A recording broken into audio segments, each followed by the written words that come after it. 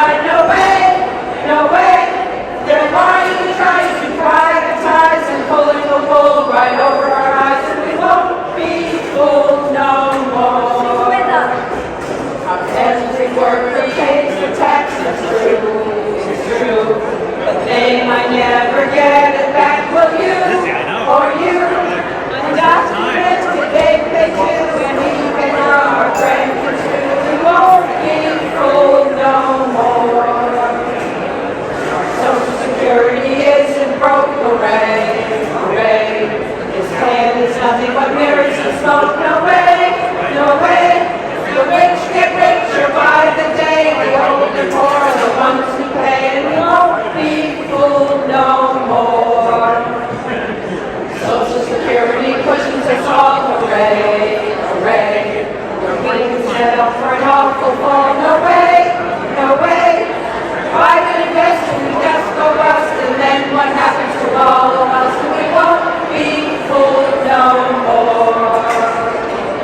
Social Security's easily fixed, hooray, hooray. Let's do it for the capital tax and the rich today, today. The rich must pay the same as the poor. All worry for the gas no more. We won't be fooled no more.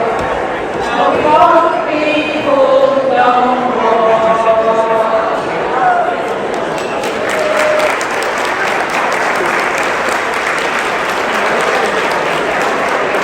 We're the Rhode Island Region Grannies. We're thrilled that you welcomed us here today. Thank you for listening to us. That was written by the Gaggle. This is an international group started in the 80s in Canada. And that was written by the group in North Carolina.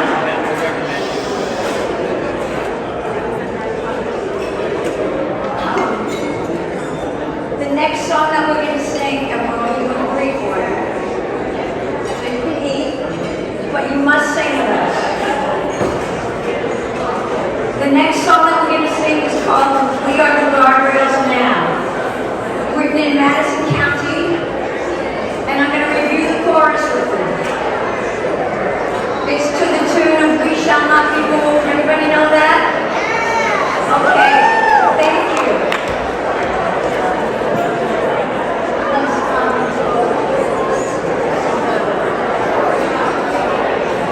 We have the power to rescue our democracy. We are the guardrails now. We have the power to rescue our democracy. We are the guardrails now. So let's try it. We have the power to rescue our democracy. We are the guardrails now. It's going to come up every word. Thank you, Teresa. Thank you. Okay, ready?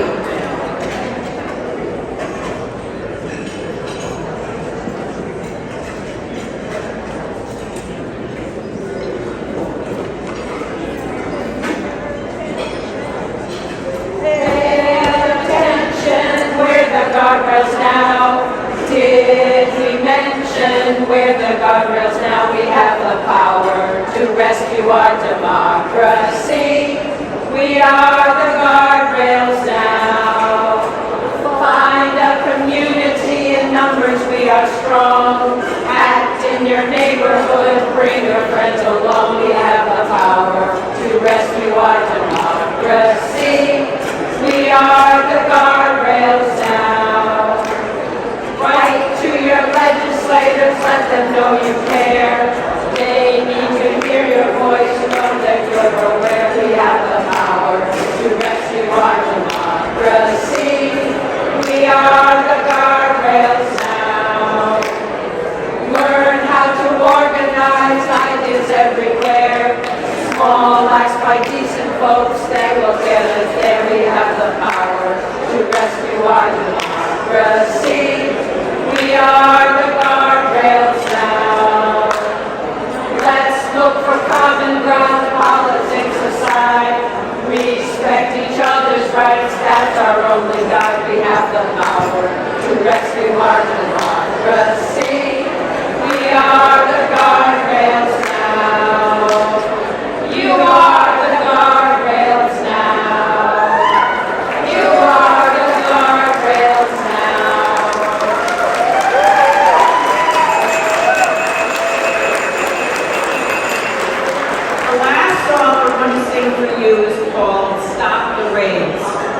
We are horrified by what's going on to our friends and neighbors, and we will stop singing this song when ICE stops its unlawful raids.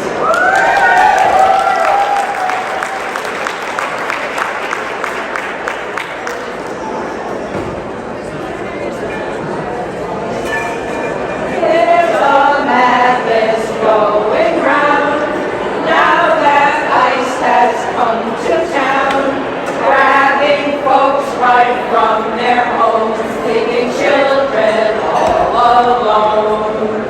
Grannies now are up and mad, losing freedoms that we had. Fascists doing your cruel raids are making us enraged. Listen, ICE, we're wise to you and the cruel things that you do. All your evil is well known. Now leave our friends alone. Hear us, ICE, we're on to you, and we know what we're gonna do. We are free and unafraid, and we'll stop your racist raids. Yes, we are free and unafraid, and we'll stop your racist raids.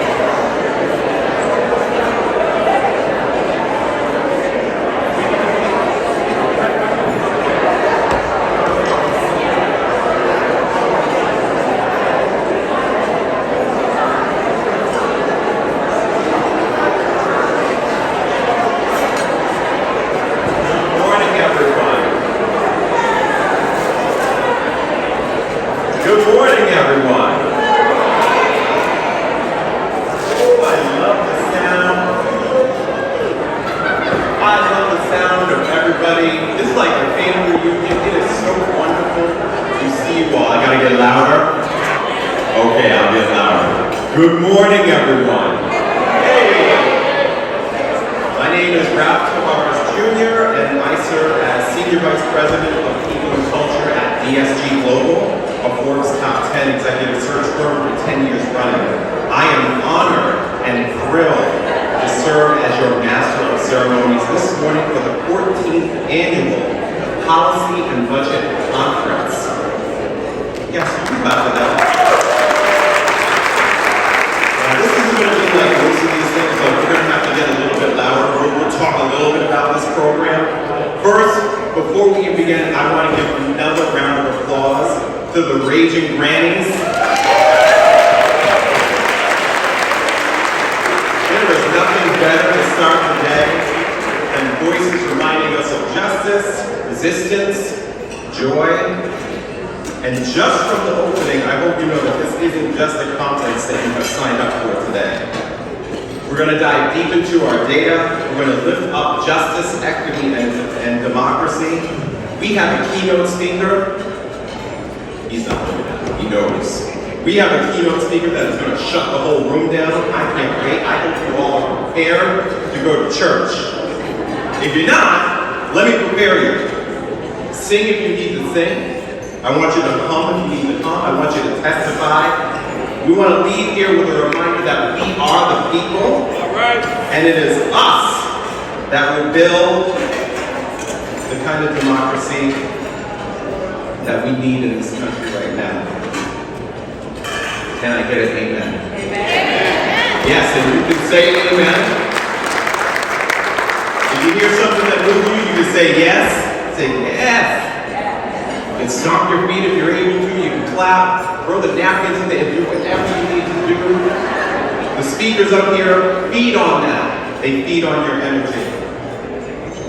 In the spirit of grounding ourselves, I wowould like to take a moment to honor the original stewards of this land, the Narragansett, the Nipmuc, Niantic, and Wampanoag people, whose presence continues to shape Rhode Island. We also acknowledge the enslaved African people whose labor built much of the state and this nation.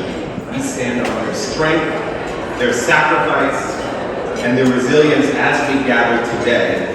We are the people, we are the way forward. They are our past, their present, and the future.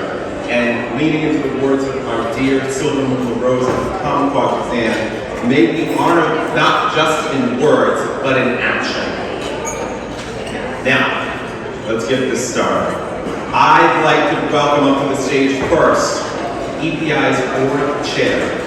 He currently serves as the Director of Programs, Multifamily at Compass Working Capital, a nonprofit organization dedicated to ending asset poverty with a focus on Black and Latina women-led households.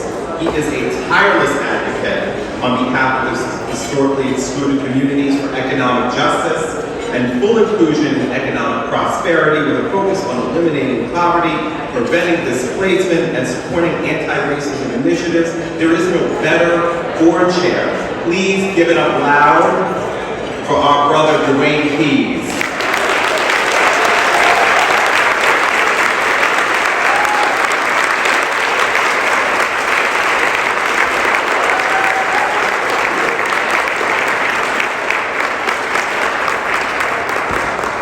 Good morning, everyone. Good morning. I have no problem being loud if I need to. Thank you so very much for those kind remarks, Ralph. It is an honor to stand here as chair of the Board of Directors for the Economic Progress Institute. I want to take a moment to recognize my fellow board members for their dedication and leadership. If you feel so willing, please stand. Linda Shaw, our vice chair. Erica Hammond, our secretary. Colin Bailey, our treasurer. Paula Hodges, our development chair. And our other fellow members, Geraldine Barclay King, Rebecca Dupas, Doris Blanchard, Haley De La Rosa, Sonia K.P., Melody Lawrence, Harry Levis, Joseph Meyer Rodriguez, Heather McElroy, Catherine Lena, and Anna Ewing.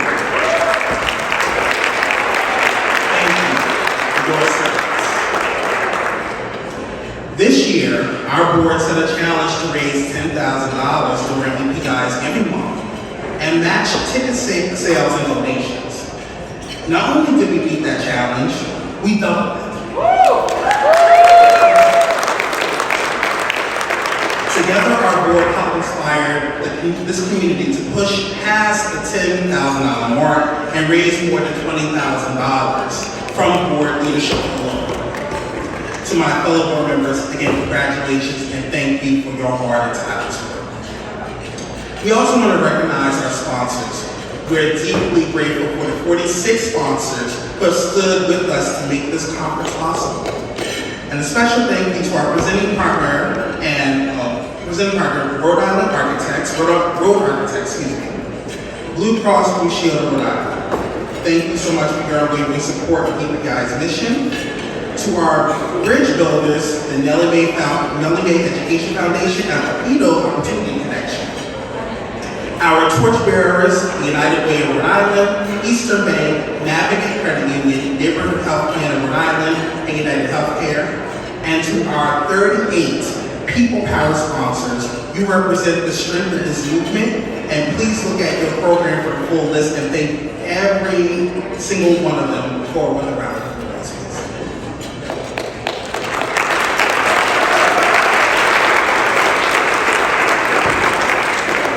I also want to recognize the generous giving that's being done year-round, not just in Giving Month.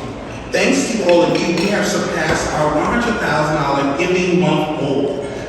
But the campaign does not end because we got one more day, so feel free to make sure you make those donations between now and tomorrow. So, I also want to recognize some of our lawmakers, elected officials, and special guests who are in the room. We may have Mallory Vibe, Congressman Seth Magaziner, Congressman O'Connor, Cassandra Flores with Senator Reed's office, Lieutenant Governor Sabina Matos, who we saw her earlier, Secretary of State Karen Warren, Rob Craven with Treasurer Diosa's office, Speaker Joe Shaparchi, who may be arriving soon. We have various members of the Rhode Island General Assembly. Thank you so very much for your ongoing support of EPI. Mayor Dan Grabian, Don Grabian, and the Providence City Council members, Carmen Panagopoulos, who's the Deputy Director of Strategic Partnerships and Program Development for the Federal Reserve Bank of Boston, and their team members. Thank you so much for being here. We also want to thank Director King Brito and the DHS team members, Director Lindsay Lang of Health Source Rhode Island, Angeline Cooper, the Associate Judge and Legal Counsel of the Rhode Island Department of Labor and Training, and also the members of the Rhode Island Department of Health Commission on Health Advocacy and Equity. So again, thank you so very much for attending our conference. This year's theme reminds us, we the people are on the road forward. It's not just policymakers, it's not just advocates or elected officials or people in this room, it's all of us, not only in this room, but also across the state outside of this room. As community members, community leaders, we must let us remember progress happens when we move together. The road ahead has not and will not be easy, and there will be moments that amongst each other we'll have a difference of opinion of even how to go about moving forward. It's going to happen. Yet in those moments, it's important to remember the why. Why are we doing this? Why are we here? What's at stake? What are we trying to achieve? What is the ultimate goal that we're trying to achieve? And when you come to that particular moment, and you remember that why, and the need for us to move together with that why, we can build a Rhode Island where equity, justice, and democracy are not just ideals, but are lived realities.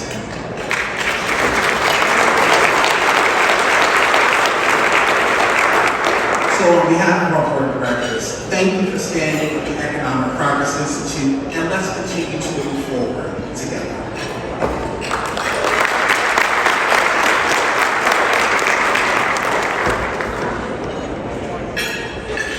Thank you, Board Chair. Now, our next speaker is a champion of democracy. He's a lifelong Rhode Islander, a teacher who spent decades shaping young minds, a coach, a community leader, an East Providence County for life, and now your Secretary of State. He has been in the classroom in the State House, and now the Secretary's office, making sure our democracy is strong, our elections are fair, and our voices are heard. Please give a warm welcome in welcoming Rhode Island Secretary of State, Greg Lowe.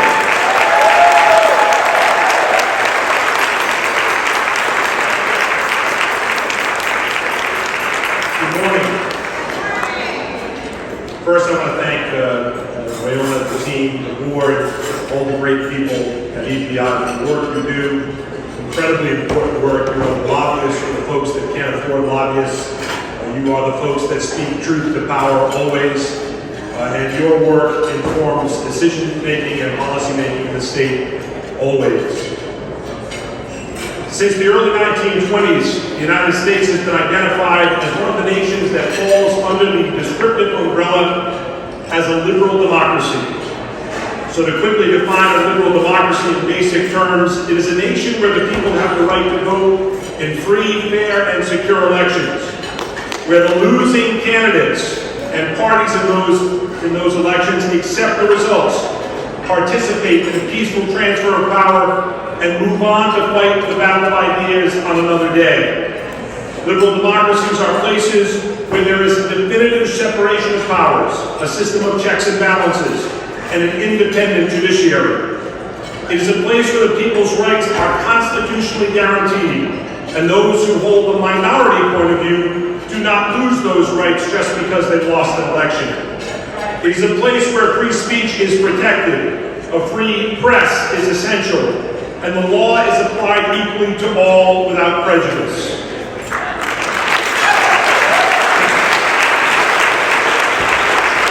That should all sound very familiar to you, or as Dr. King would have said, I am sure somewhere I read. These concepts are highlighted in the principles outlined in the Declaration of Independence and the preamble to and body of the United States Constitution.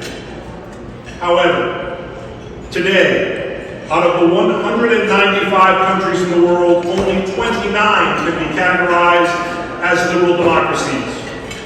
Just a short 15 years ago, there were 44 countries categorized as liberal democracies. And today, liberal democracies have become the rarest form of government on earth. Democratic backsliding continues to happen across the globe, and unfortunately here at home. The great civil rights leader and Congressman John Lewis said, democracy is not a state, it is an act, and each generation must do its part to preserve it.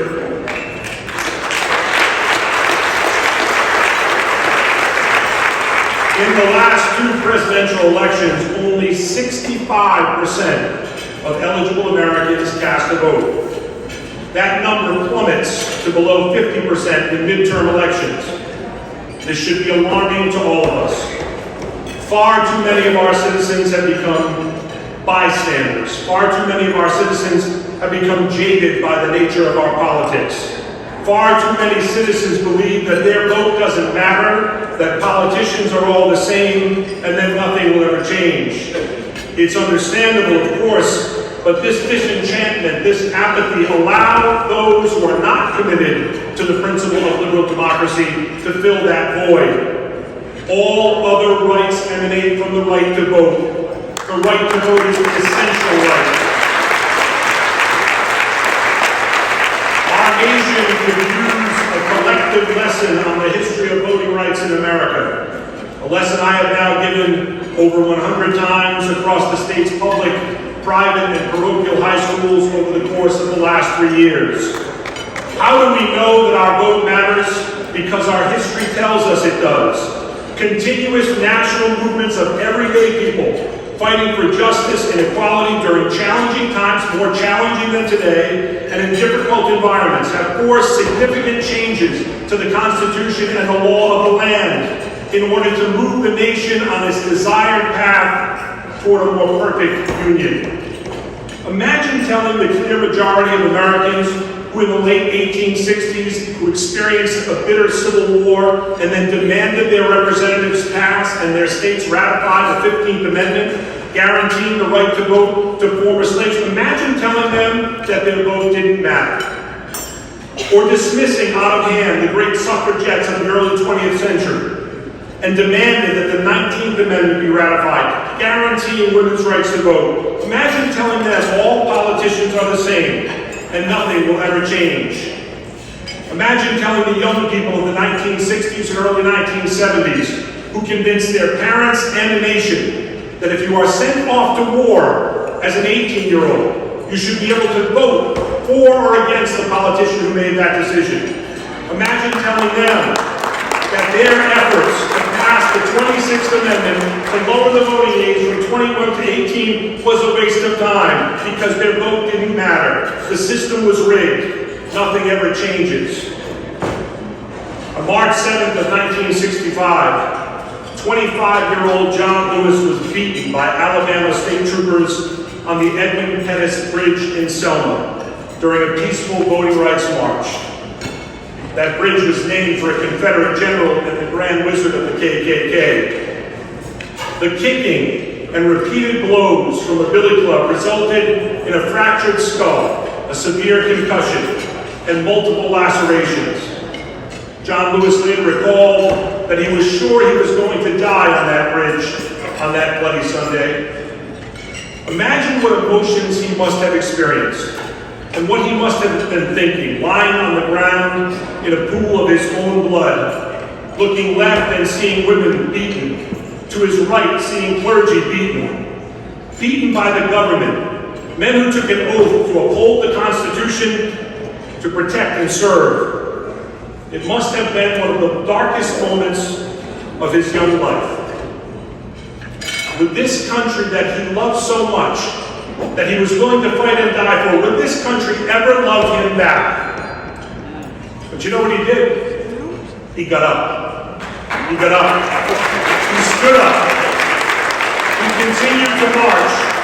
And on August 6th of 1965, just 5 months after John Lewis lay bleeding on that bridge, the Voting Rights Act was passed.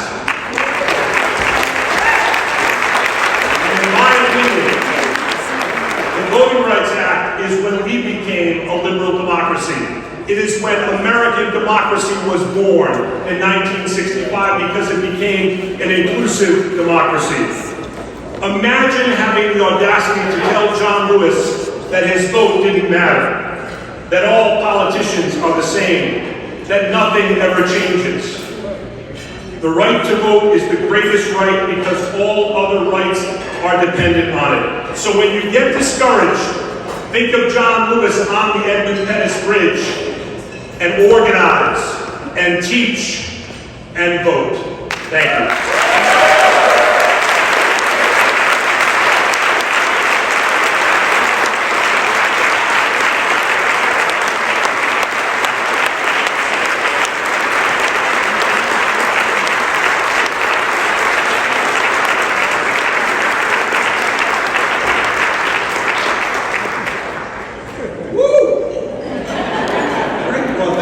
This morning, my goodness, that's the energy we want. Give it up for Trevor Moore one more time.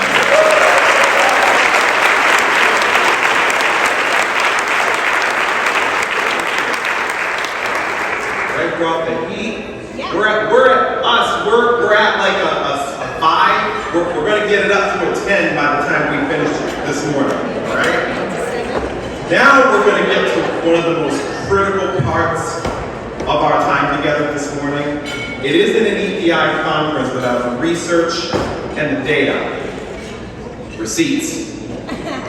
Receipts that fuel the work ahead. It is my pleasure to introduce 2 of EPI's own leaders who will guide us through data and call to action, which will set the stage for today. Dr. Alan Krinsky, Director of Research and Fiscal Policy, and my ELI Cohort 3 sister, Nina Harrison. Please join us.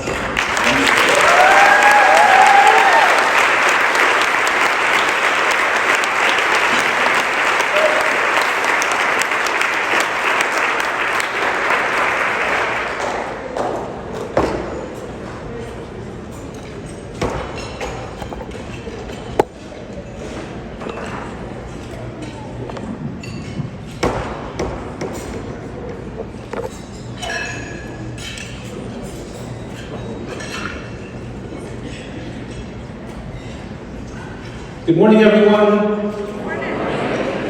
I'm really excited to share with you this morning some ideas and data. And it's great to know you all are here and ready to hear about taxation as a way to begin your week. And well, I'm glad that I'm not the only thing standing between you and your breakfast. It's good to realize that even if I were, you'd be like, no, go ahead and talk to us about tax policy and data for another hour a week later. I'll get to tax policy, but I want to start by talking about nice things. And by nice things, sadly, I don't mean flying cars. What I do mean are the sorts of things the public policy expert Heather McGee, author of The Sum of Us, writes and talks about, which characterizes here as basic aspects of a high-functioning society. Adequately funded schools, reliable infrastructure, living wages, a strong public health system, tuition-free community college, universal elder care and child care, paid family leave. I would add to this list such things as affordable housing and vibrant, well-funded public transit system.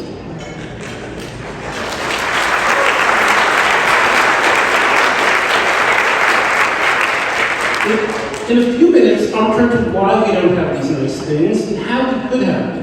But first, I want to review how OBBBA HR1 is further reducing our access to nice things and putting Rhode Islanders and Rhode Island communities in jeopardy. Some call the enacted federal legislation the One Big Beautiful Bill Act, or OBBBA. Some people call it other things. In part, this is just easier to say. I'm going to refer to it as HR 1, which stands for House Resolution 1. And HR 1 does not want us to have nice things. We can see this in the cuts to social services and healthcare supports and in increased funding for immigration, enforcement, deportation, and detention. Here in the next couple of slides, I'm going to share the impacts of HR 1. Tens of thousands of Rhode Islanders will lose Medicaid or other health care coverage, and even those who maintain coverage might wind up paying drastically more for the same coverage. Many who lose coverage lose it not because they're ineligible, but because while they do have jobs, they cannot manage to complete the new paperwork about work reporting requirements. Others will be unable to find jobs in this market. Immigrants with various statuses, including some with legal status, were particularly hard hit by healthcare coverage restrictions and other restrictions and cuts. Thousands of Rhode Islanders will lose SNAP food assistance, and others will face new reporting requirements and possible reduction in benefits. Going forward, HR 1 prohibits adjusting SNAP benefits to increases in the actual costs of food. Those families most in need of the child tax credit, those with the lowest income, will be ineligible for the credit's increase because they make too little money.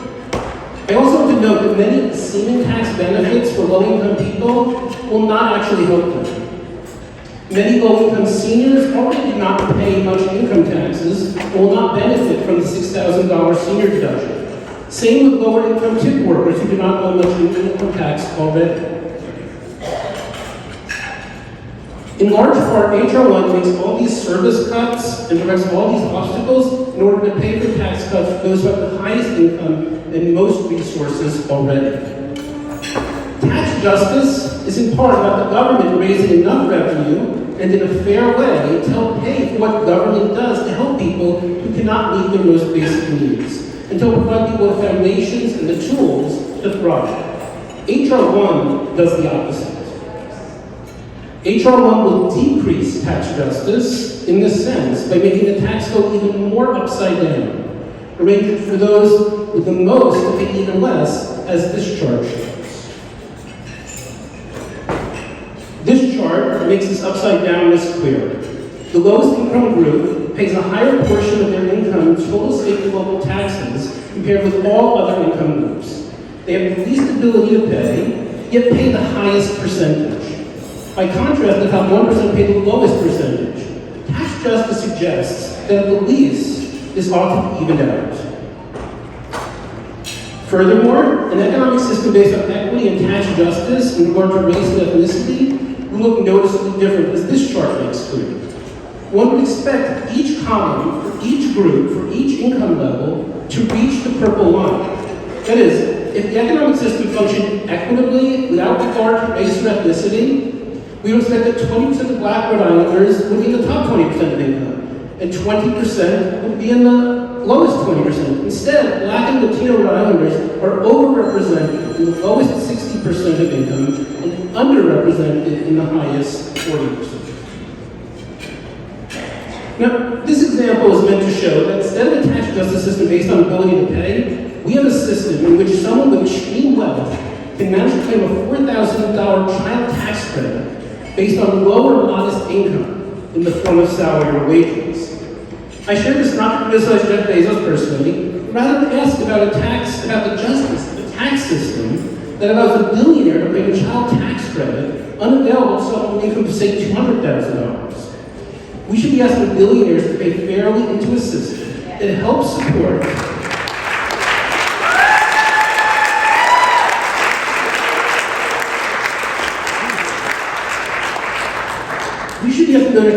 pay fairly tax and help support their ability to prosper, and they should want to support such a system. That's tax justice.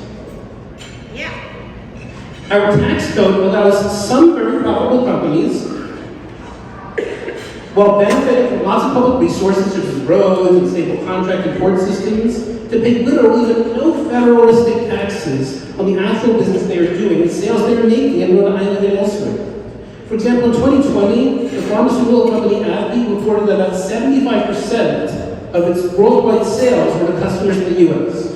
Yet for tax purposes, only 1% of its income was reported to the U.S. While this is not specifically a Rhode Island example, fact is that many multinational corporations, once not headquartered in Rhode Island, are selling goods to Rhode Islanders and shifting profits overseas, avoiding paying state and federal taxes on their profits and sales here. Our local small businesses cannot do this, putting them at a competitive disadvantage. We ought to capture the appropriate business tax revenue on these sales and profits achieved in Rhode Island. This also is tax justice. I next want to identify two problems with the HR1 model of cutting services to pay for tax cuts for the low. I mean problems beyond the suffering likely to result from the service cuts. The first problem is that trickle-down economics does not work. The notion that we can cut taxes to improve our business competitiveness and work companies and wealthy individuals make tens of thousands of jobs is an old and discredited myth.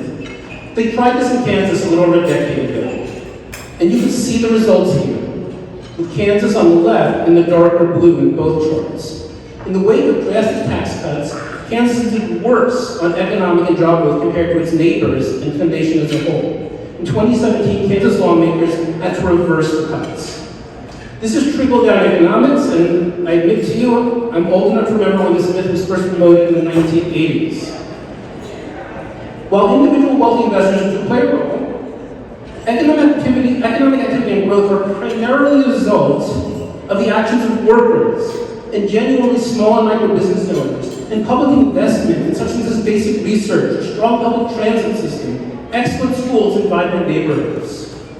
The initiative and imagination of the state's 100,000 or so small and micro business owners is critical and amazing, something we should support. But these entrepreneurs thrive most when public and private investments together help create the groundwork that allows growth, not some vague hope that if we give more to those with the most, they will bless us with jobs and new companies.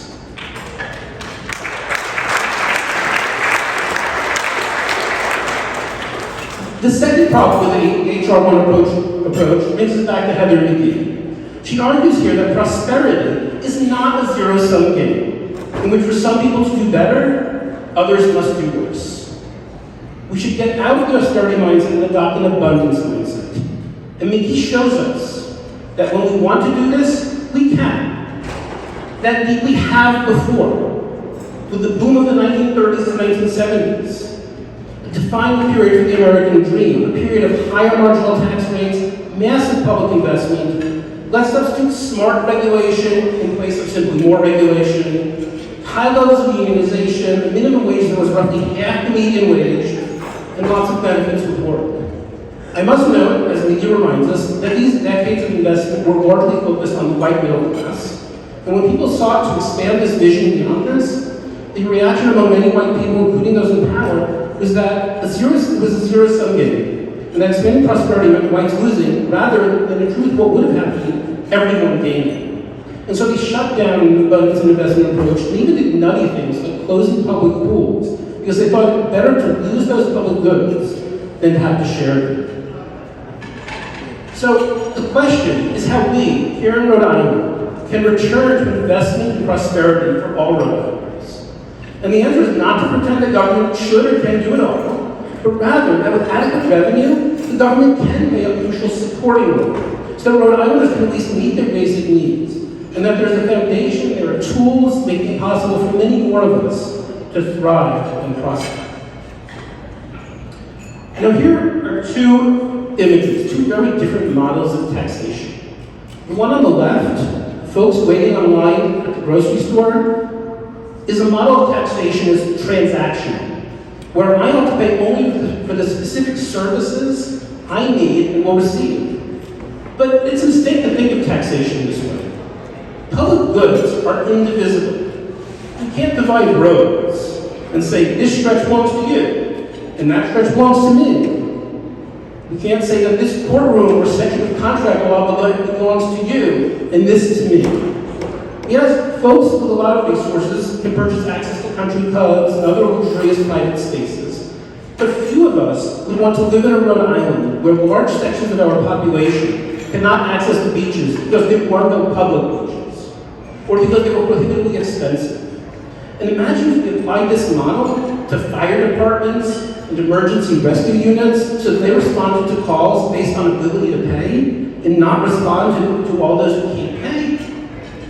Well, the same idea also applies to other nice things, such as healthcare and childcare, food assistance and paid leave, public health and public transit. We need to work together to support such programs.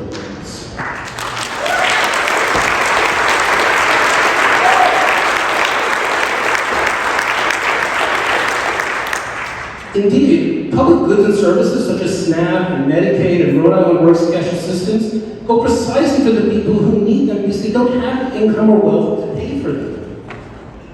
Now, the image on the right is a model of how we pay together for public spaces like parks and playgrounds. Resources we can all use and that we cannot divide up by ability to pay for them. We call this the social contract. We typically think of taxation and the state budget as a limited pot of funds that is already too large and ought to be ever and ever smaller. And that this limited pot has to be divvied up to give funds to different competing interest groups, so most of us wind up a little bit happy and at least a little bit sad. And too often the state budget process involves various groups competing with each other for scraps. We should come to realize that large state budgets are not, by definition, bad. Not when we raise revenue fairly and spend it wisely. Perhaps from the start, we ought to think of the state budget and how we raise revenue for it in terms of a social contract, where we figure out what we need to do to cover Rhode Islanders' most basic needs, and to invest in a community that allows entrepreneurs and workers and children and all of us to prosper. With a social contract based in tax justice, we must all be in it together, we the people. If we all do our part, we all benefit, and we will have nice things. We want all of us to be part of this community that's called Rhode Island. Rhode Islanders from so many different national and ethnic groups, Rhode Islanders of varied racial and religious backgrounds, Rhode Islanders of different citizenship statuses, Rhode Islanders across the income spectrum, from the poorest to those with the highest income and wealth. Speaking of the wealthiest Rhode Islanders, including out-of-state residents, such as the owner of this Watch Hill property, possible location for a big wedding next year, I hear. Some might ask if Taylor Swift is getting her money's worth for the amount she pays in property taxes, whether the local taxes or the new state property tax on expensive homes that are not primary residences. Should she really pay that much for good roads and public safety? Well, I think we've answered this question. You might not have realized it before, but all of us here who are Rhode Islanders are connected to Taylor Swift with a social contract. We're partners with her, and she's a partner with us. And we all contribute in various ways, and we all benefit in various ways. And I must note that the revenue from the new statewide property tax, included this year in the enacted budget thanks to Speaker Shekarchi in the General Assembly,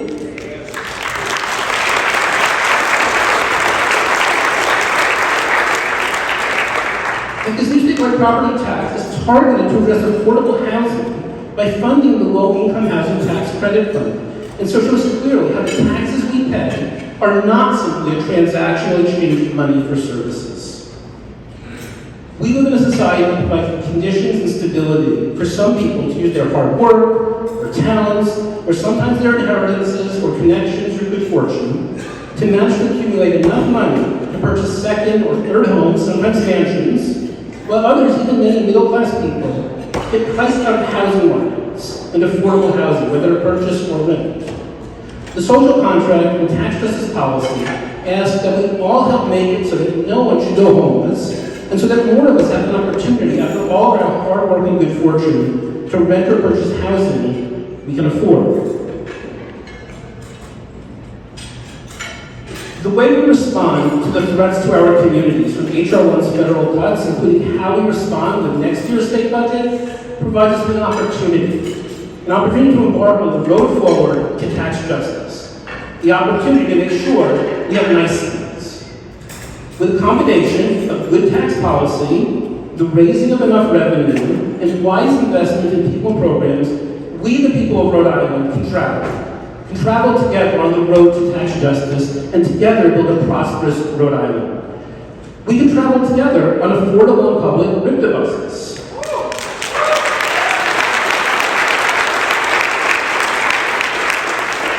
And electric ones that help protect our environment. And we'll be able to take these buses to visit excellent child care centers.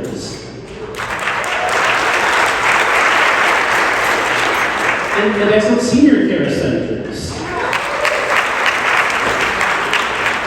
And while on the bus, we'll pass by recently constructed affordable housing units like pictured here.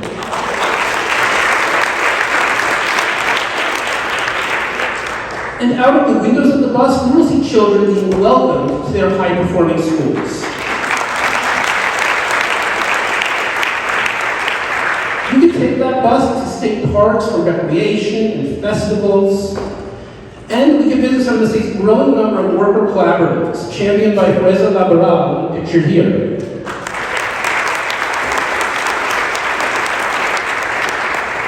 This road forward we take to tax justice and shared prosperity will probably not, I realize, bring us flying cars anytime soon, but it will bring many, many nice things. Let's go. Thank you.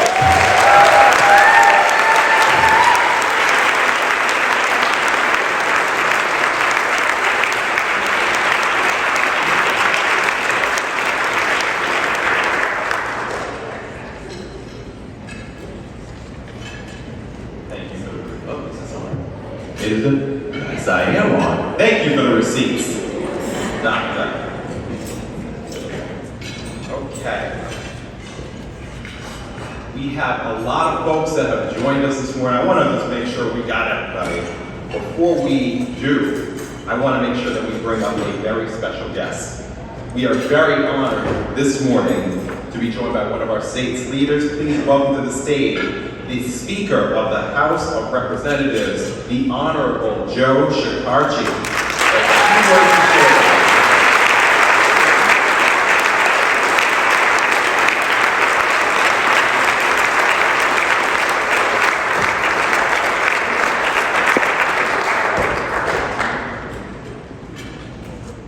Good morning. Wow, you can feel the energy in this room. It is always a pleasure to come here. It's always a pleasure to be quite honest with you because I live 5 minutes from here. I was like almost at Crown Plaza. It's exciting. I want to thank you all.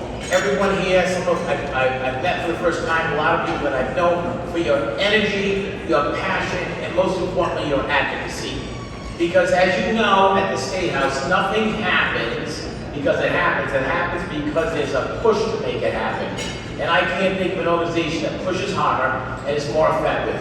Since I've been speaker in the last 5 years, there's been great strides made in meeting a lot of the goals and a lot of the shared vision and our shared vision. I want to acknowledge my colleagues who serve with me, who make it possible, who are also advocates and champions for all of you at the Economic Progress Institute. I want to start with Teresa Tanzi, Rebecca Kislak, Tina Spears.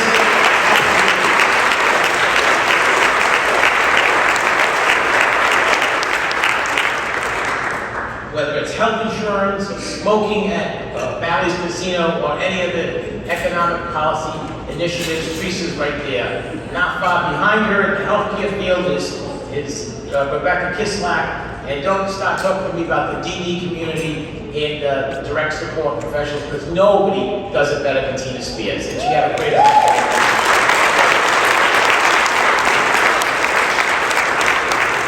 I want to talk about some of the great things that we've done together, which was finally eliminating payday lending. I want to give Karen Mazzocchi a shout out. She worked extremely hard for many years. In a very short time, payday lending will not exist here in Rhode Island. And that has been a priority for this organization for as long as I can remember. It will help protect struggling Rhode Islanders from getting caught in a cycle of borrowing at excessively high rates. We've expanded family leave. One of the first bills I supported the temporary caregivers, and we increased that this year. Not only do we increase the number of weeks, we increase the rate as well.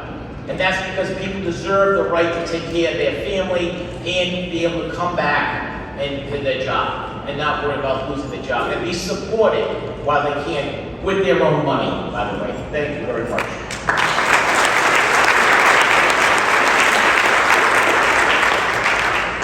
I want to thank Representative Giraldo, who worked very hard, and Whip Kazarian on that issue. Child care. Let's talk about what we've done in child care. That is always a priority in the House. I know she's not here today, but I'd be amiss not to recognize Grace Diaz, who continues to fight for the CCAP. Affordable and accessible child care is critical, not only to the working families of Rhode Island, but for our economy. That's right. Because we need them in the workforce. I was proud to work with Mary Ann Shawcross Smith to give free child care to child care workers so they can go to work, so that all of us can go to work. So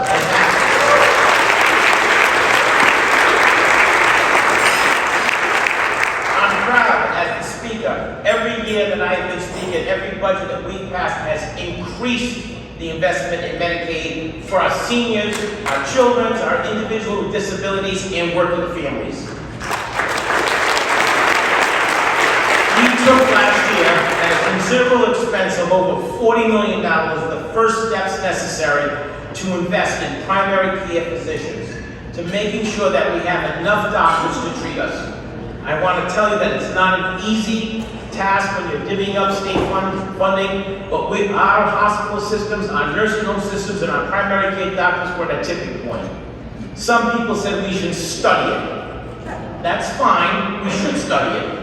But we're not going to wait for the study. We need to take action now and study it. We can do two things at the same time and do them well. I want to give a shout out. I saw her on the way in, Maureen Baker, former state representative who continues in Carroll Costa. As a senior coalition agenda last year, Maureen worked on a Medicaid program 14 years. And we passed it last year to help us 14 years. That's the kind of thing. And sometimes your achievements aren't on bills that you have done, it's bills that we didn't pass.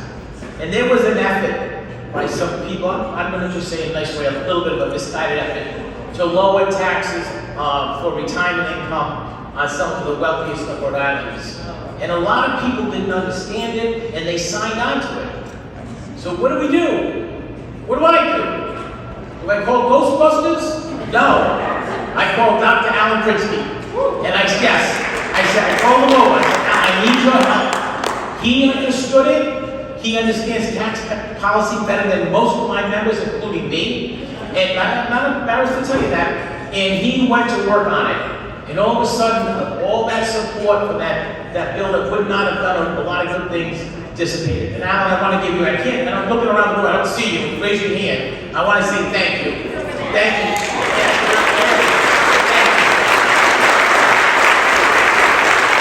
When in doubt, don't go Ghostbusters, go Dr. Alan Pritzky. We've done remarkable things. We made a Promise Scholarship permanent, a Hope Scholarship to make sure that every Rhode Islander has an opportunity to. Because of her advocacy, we've increased funding to RIPTA, not as much as she wanted to, but we're going to continue to fight the fight. I want to give Nicole Laughlin a shout out wherever she is. She fights very hard. Yes, way in the back there. And I mentioned Tina Spears, but I will tell you it was through her efforts, and Julie Casimiro. When I say efforts, that's being polite. Through their harassment, through their constant, and it was before she was a rep. I would come out of the bathroom and they would be waiting for me. I'd open the door and they'd be waiting for me. I'd get notes on my car and they'd be waiting for me. I'd see them at a social event. And because of Tina Spears' efforts and Julie Casimiro, we were able to raise our rates. And not only raise it, they wanted, the proposal was over a 3-year period of time, we raised it all in 1 year. Because direct support professionals needed.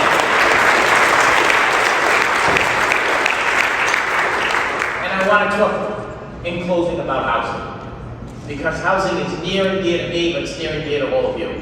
And I know we talked a little bit about the tax, the second home tax. I don't want to put a person's name into that because there's connotations to that I know a lot of people like to call it a certain tax, but it's for people who have more than 2 homes in Rhode Island or non-occupied homes. And we need to make sure that they pay their fair share, and it will go directly to support low-income tax credits for Rhode Islanders. The housing crisis is not over by any stretch of the imagination. We have made strides over the last 5 years. My colleagues who I mentioned and others who aren't here in the General Assembly, we passed over 50 new laws, almost 60, to help make housing more affordable. And we're going to continue to act. And last year, mostly through Teresa Tanzi's effort, we passed an expedited approval process for the pallet shelter homes because they weren't getting done. They were being tied up because of a fire code issue. The House took action right away because it needed it. And we're going to continue to do that. I pledge honestly and openly to work with each and every one of you on every issue. Your advocacy means everything to getting most important bills passed. And let's not keep our eye off the ball. And sadly, we have to be very cognizant. The next 48 hours, we can go into a government shutdown. That will have a dramatic impact. We don't let me speak for myself. I don't like what's going on in Washington. I'm sure all of you don't like what's going on in Washington. But sadly, let me tell you this, what happens in Washington has a direct impact on what happens in Rhode Island. And if we go into a government shutdown in the next 48 hours, it will be catastrophic in the medium term. Can we survive a week? Yes, we can. But unfortunately, I don't think it'll be a week. And I don't think it'll be temporary. I think it'll be long-term, and I think there could be systemic damages to our state and to the people who need it the most.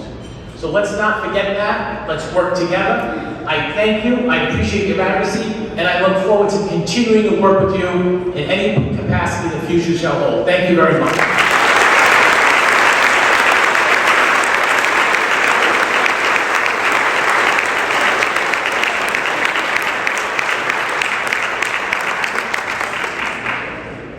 Thank you so much. And now, I'm gonna be honest with y'all, I messed up. I thought Nina was coming up with Alan, but Nina's coming up now. So please welcome up to the stage our Director of Policy, Nina Harrison.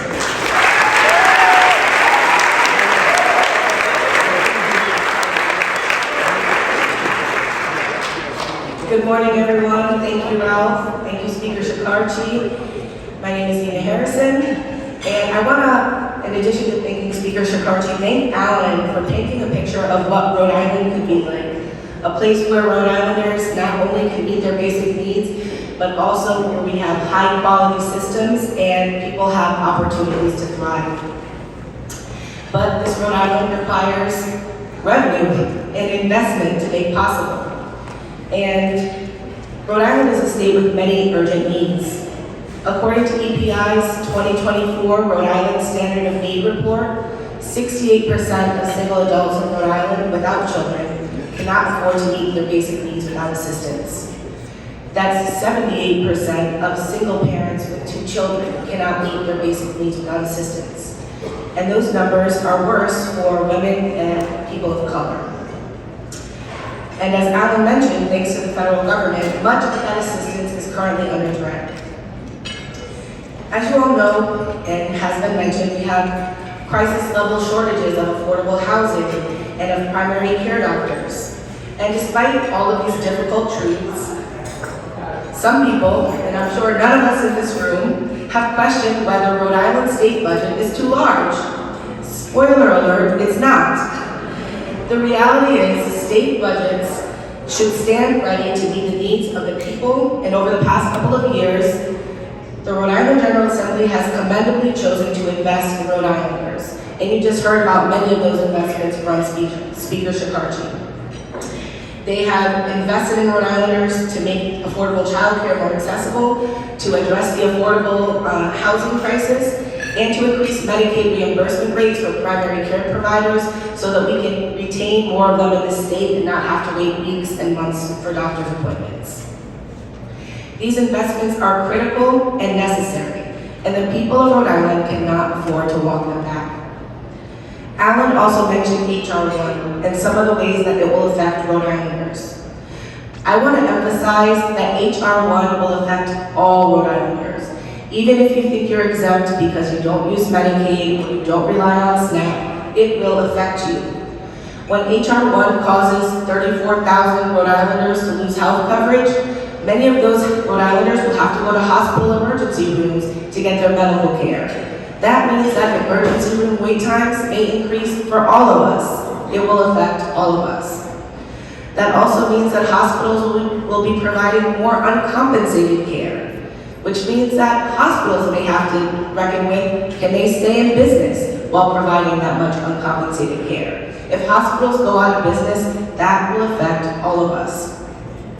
And even if you're not on SNAP for food assistance, thousands of Rhode Islanders having their SNAP benefits cut will affect the Rhode Island economy. It means thousands of dollars no longer circulating in our economy, in our small businesses, in our corner stores, grocery stores, and bodegas. It means more stress on the Rhode Island Food Bank and direct service organizations and nonprofits that directly serve communities. This will affect all of us. Tragically, some Rhode Island families will experience exponential harm caused by HR 1. For example, a family with a child who's a U.S. citizen and a parent who's been granted asylum may find that their asylum grantee parent is no longer eligible for Medicaid, no longer eligible for SNAP. That means that their house may deal with more food insecurity and have worse health outcomes. Those things also affect health and educational outcomes for children, making those outcomes worse. This family may also experience more difficulty getting to school or work because without full funding in our state budget, RIPTA is planning service cuts. So HR 1 will affect all Rhode Islanders, but it will not affect us all equally. I mentioned earlier that Rhode Islanders are struggling to meet their basic needs and that those stats are worse for people of color. HR 1, without state intervention, will make these gender and racial disparities worse in Rhode Island, and the state, I believe, has a duty to not let that happen. To add insult to injury, all of the devastating cuts in HR 1 were made to pay for unprecedented tax breaks for the rich. That is not tax justice. Rhode Island has an opportunity and an obligation to prevent families and systems from falling into states of emergency. We have an opportunity to move towards tax justice and a Rhode Island where everyone has what they need. Raising taxes on the top 1% of income earners, just 5,700 tax filers, could raise $190 million a year for our state to invest in Rhode Islanders, to help avert crisis and secure our future. This is just one example of tax justice and how tax justice can protect Rhode Islanders and help us achieve our ideals. We cannot control, most of us, so we have some our congressional delegation here in the room with us, but most of us cannot control what happens in DC in the federal government. But we can make smart choices here at home, and we can make the choice to invest in Rhode Islanders. Thank you all for being here. I look forward to working together to build a Rhode Island where all of us not only can meet our basic needs, but have the opportunity to thrive.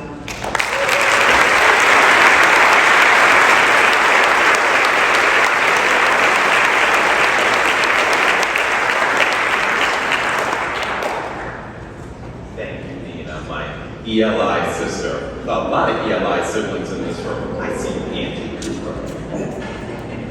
All right, y'all. We're feeling a little bit low, a little grim with the news. It's very encouraging to know that all the right people are in the room and doing the work, but I'm still a little heavy, right? Remember I told you a little bit a while ago, like an hour ago, we're gonna go to church? It's keynote speaker time, and I hope you all are buckled up. Are you having a good time? You're about to have a much better time. Our keynote speaker this morning is not just a public servant, he is a history maker. In Louisiana, he shattered ceilings, becoming the youngest person ever elected to the Public Service Commission, representing over 1 million people from Baton Rouge to New Orleans. He is also the first openly Black LGBTQ plus person elected to statewide office in Louisiana.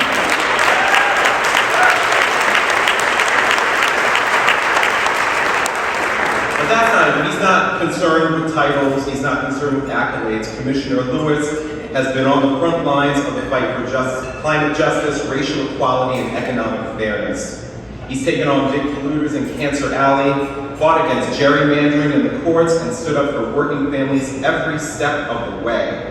And before all of that, just like Greg, our Secretary of State, he was a teacher. So he knows what it means to nurture, to guide, and to lift people up. He comes to us today, not with empty words, but with a fire that calls us to action. He's here to preach the truth and remind us that what's at stake with our democracy in this very moment. I want you all to get on your feet. I want you to clap. I want you to throw your napkins in the air. I want you to get loud and give a very warm Rhode Island welcome to Commissioner Devontae Lewis.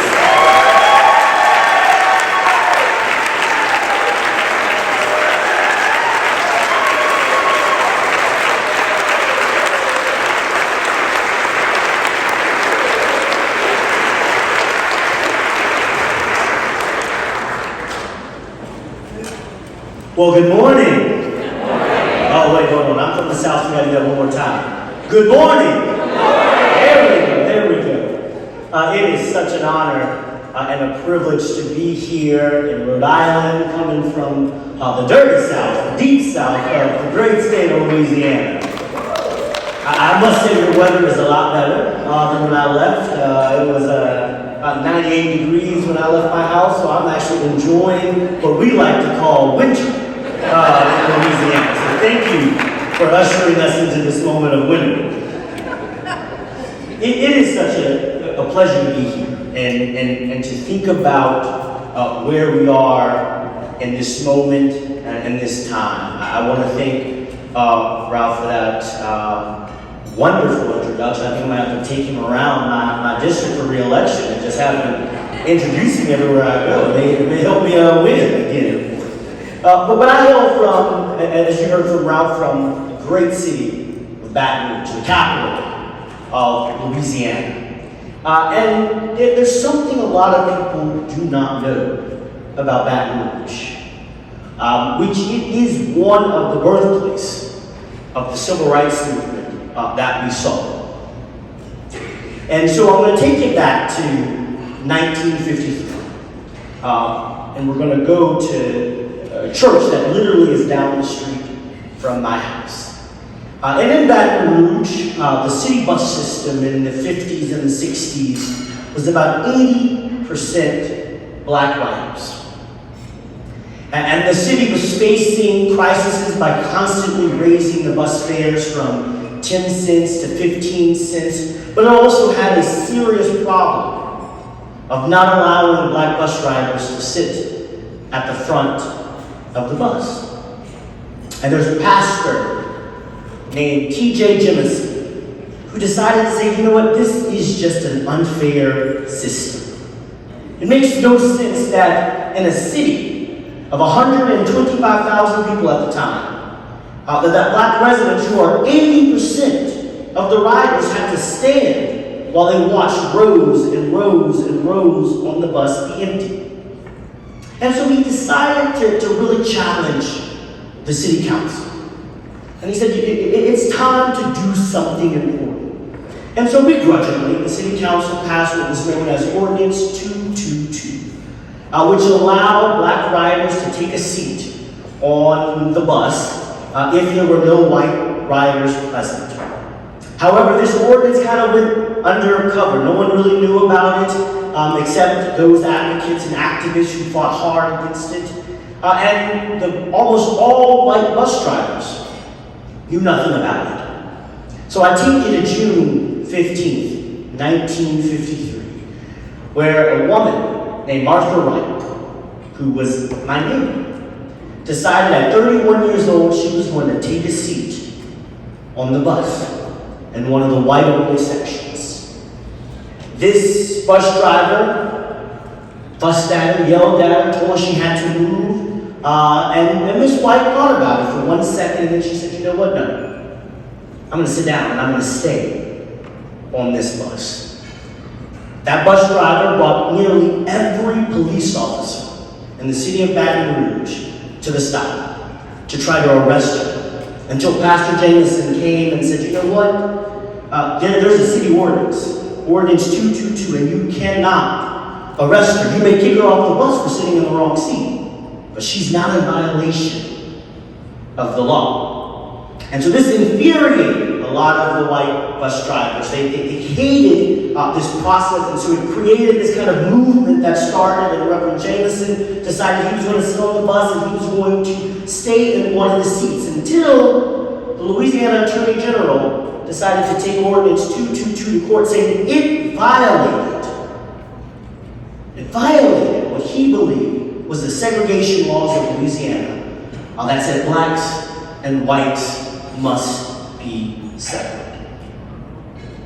And so when Ordinance 222 failed, they were left with a decision.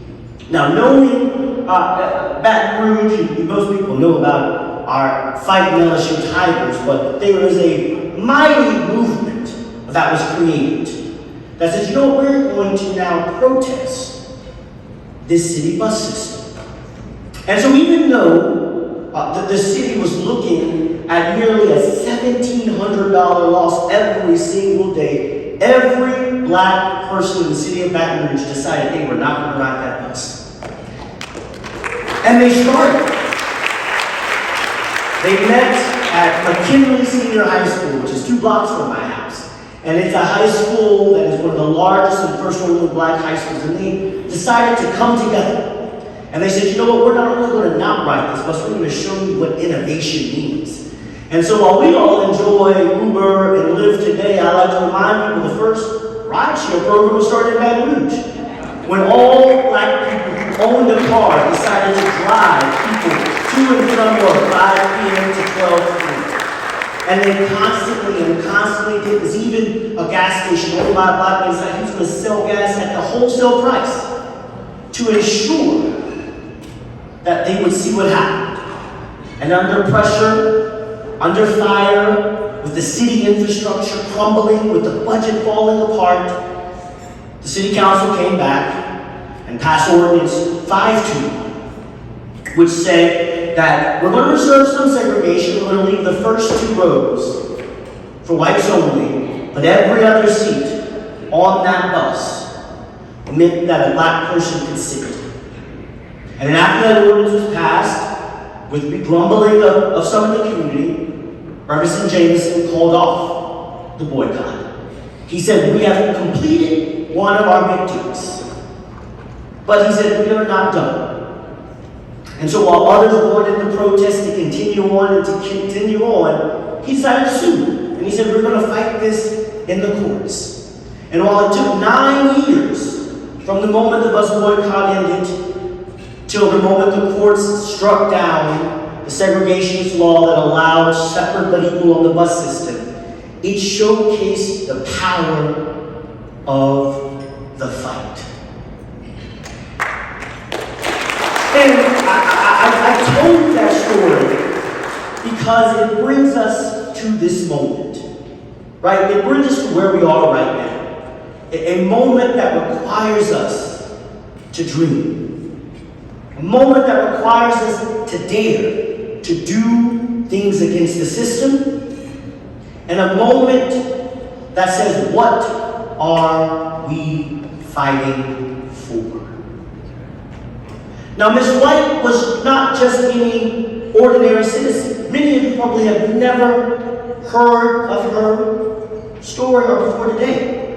Many of us know that the bus boycott, we think about Montgomery, we think about Rosa Parks. But before Rosa sat on that bus, she called Miss Martha White. Martin Luther King Jr. came to Baton Rouge and talked to Reverend T.J. Jennison. And it showcases the power of what local communities do to make a national movement. Now, I would be lying to your face if I told you I felt great about this moment right now that we're in. And my mama said she ain't raised no fool, so I can't lie to her. I just can't lie to her. So when people ask me if I'm optimistic for where this country's heading and for what's going on, I tell you absolutely not. Absolutely not. But there's something very important about when you dare to dream. And that's about hope, right? It's about hope. And I think a lot of us confuse hope and optimism as one and the same thing, and they're not. See, optimism is a feeling, right? It's a feeling that things are great, things are going to be great. And as we know right now, we do not feel good. We do not feel good when we see the National Guard marching in our streets. We do not feel good when we see children ripped away from their parents with an ice rink. We do not feel good when we see bills that are passed in Congress to strip us of our health care, of our educational system, and our right. We do not feel good. That's right. Oh, that's right.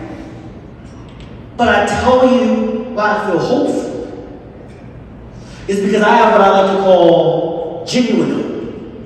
It is my eyes are wide open to the suffering.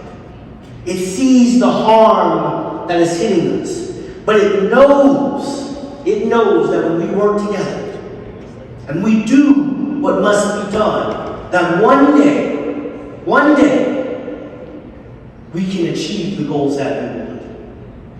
And so when I think about this moment, I think about Reverend Jameson, I think about Miss White, because we have been in a moment like this before.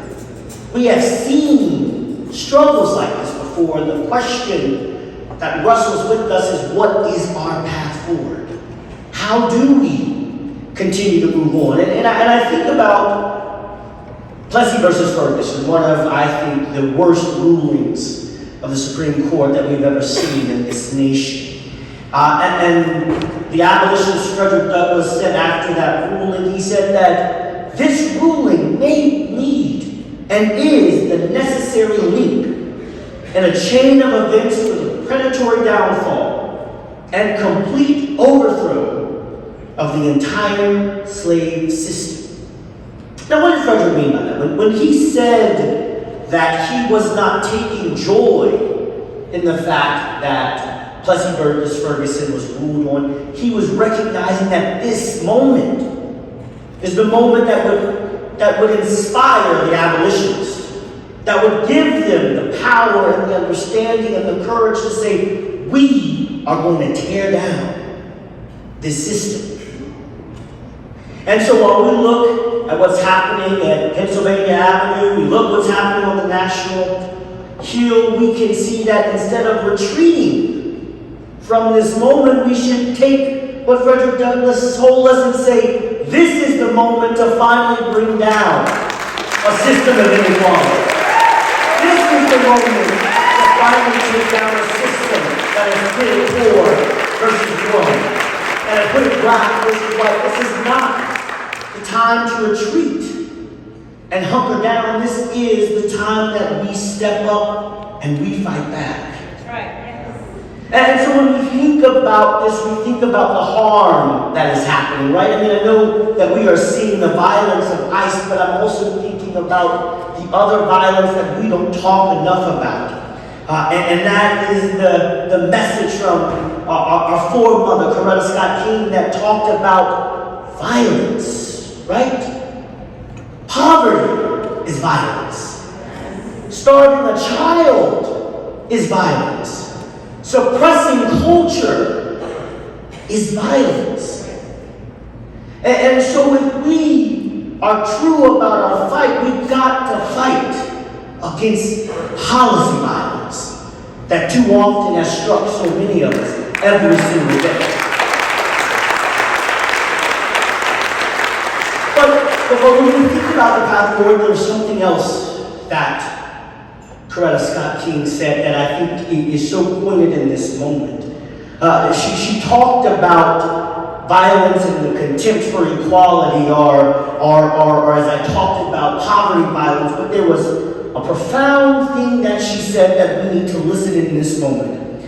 And she said, the lack of willpower to help humanity is a sick and sinister form of violence. And so, I say all that to say, we know we're in troubled times. And we know the opposition is emboldened. They see power and they are seeking it. But the question that I have for us in the spirit of Coretta is, what is being stolen from us versus what are we giving away? Are we leaving our power on the table because of the system in this moment? We know some of you are nonprofit leaders, you're working in 501c3s. We know that the Trump administration has made us a target. That's right. We know that it is now becoming hard to speak out and to do things, but the question is, are we letting our power leave us? And what do we do with our power? I know it seems daunting to say fight the fight, right?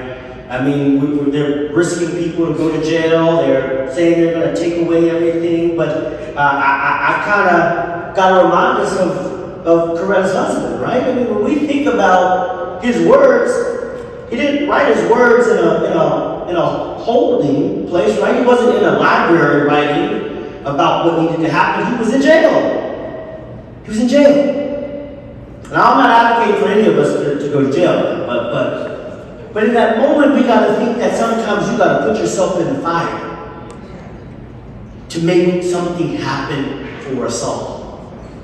And so when we think of our power and what we have to remember that we hold the power, because power is how we change policy, right? There is no policy that is passed without power.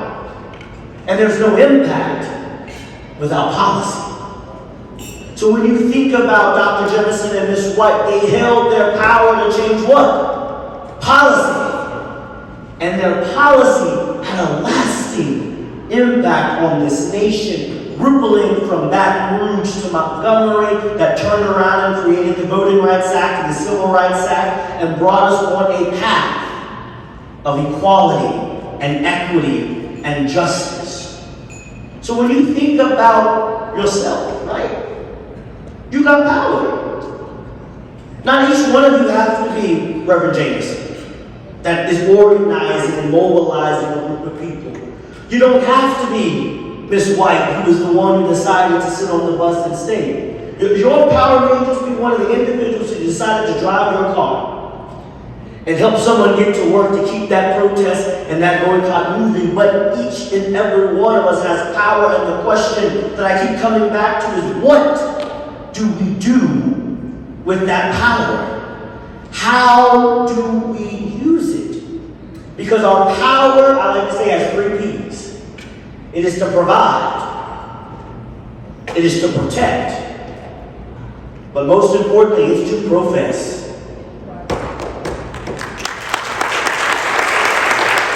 So what do we do, right?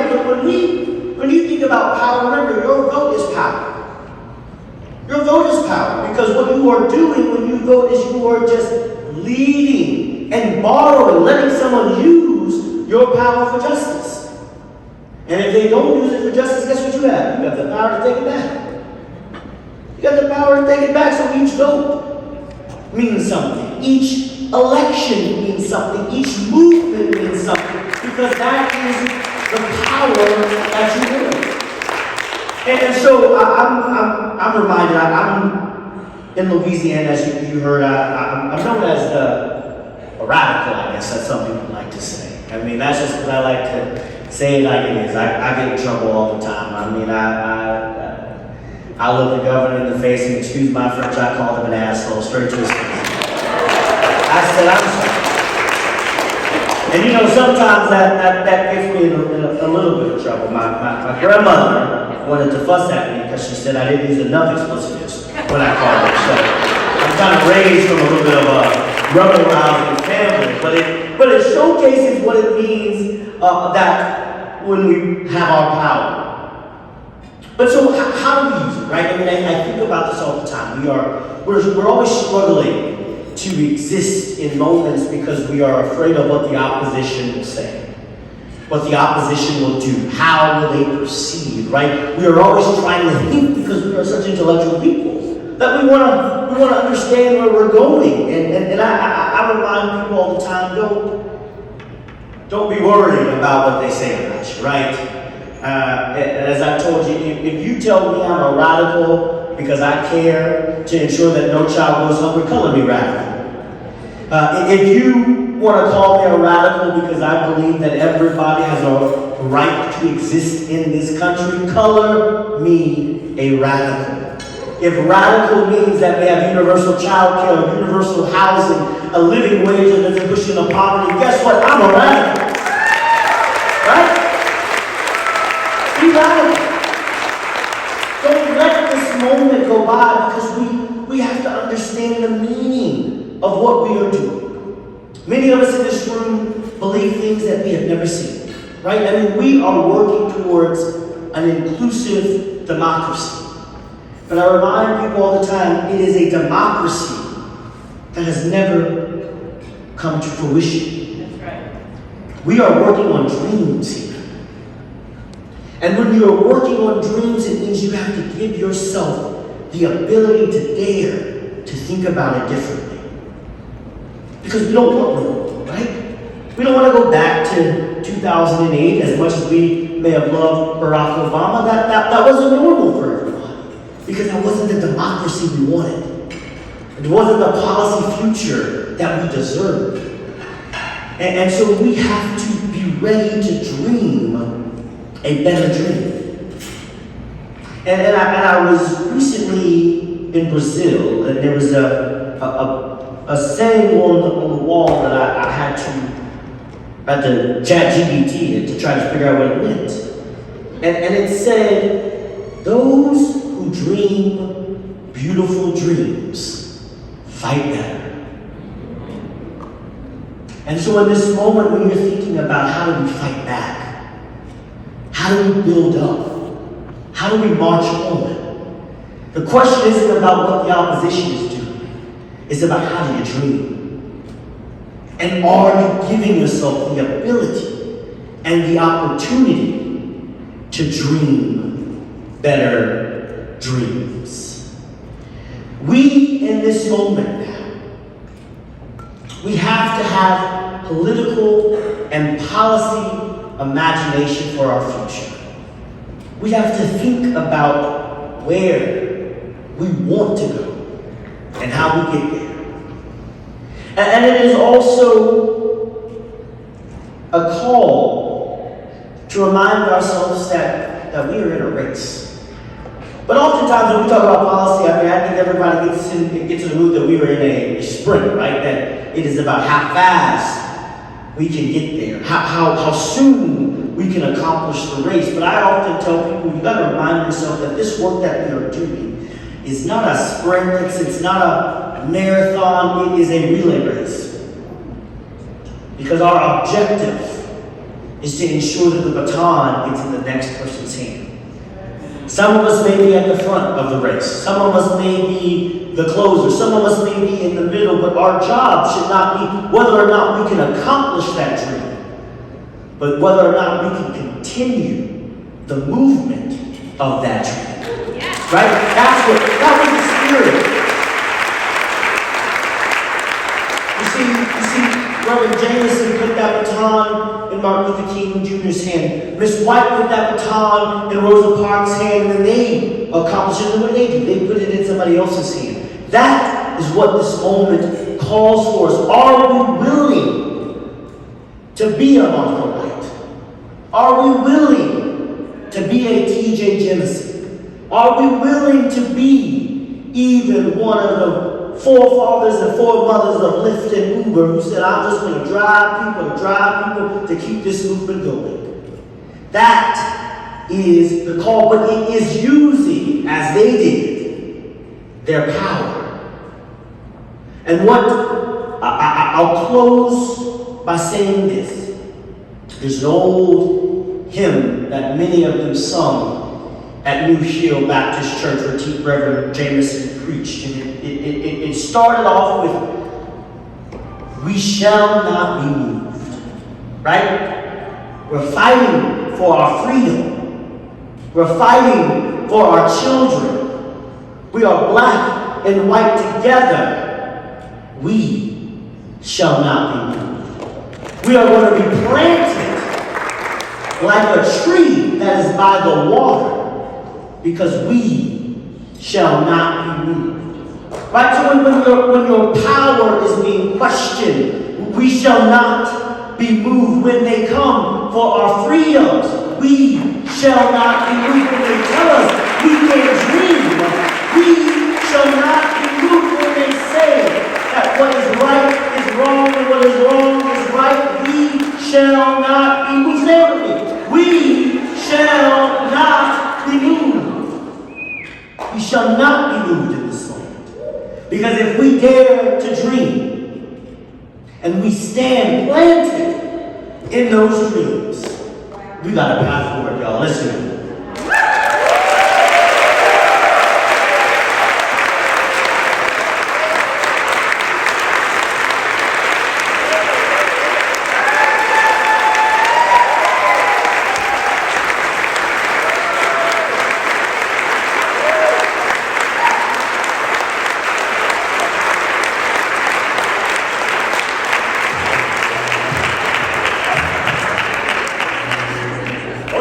Keep it going, please.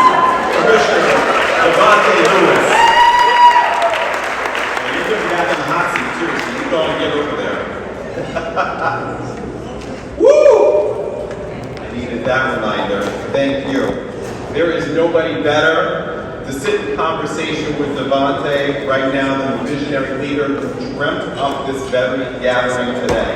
She is a leader, an attorney, and a fighter for equity and justice. As Executive Director of the Economic Progress Institute, she's been all in for Rhode Island's working families and building a road forward where we, the people, are at the center.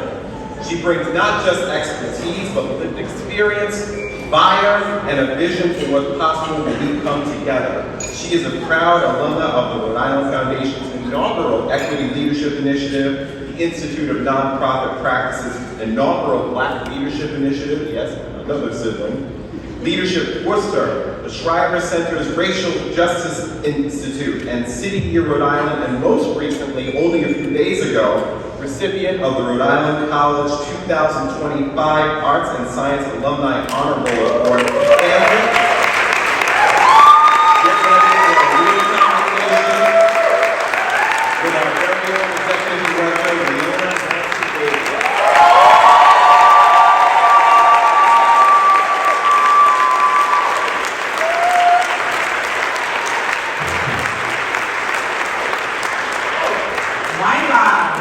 We shall not be moved. Good morning, beautiful people. I have been dreaming about this moment where I get to look in your faces to remind us who the blank we are. We are still here, and we are your people.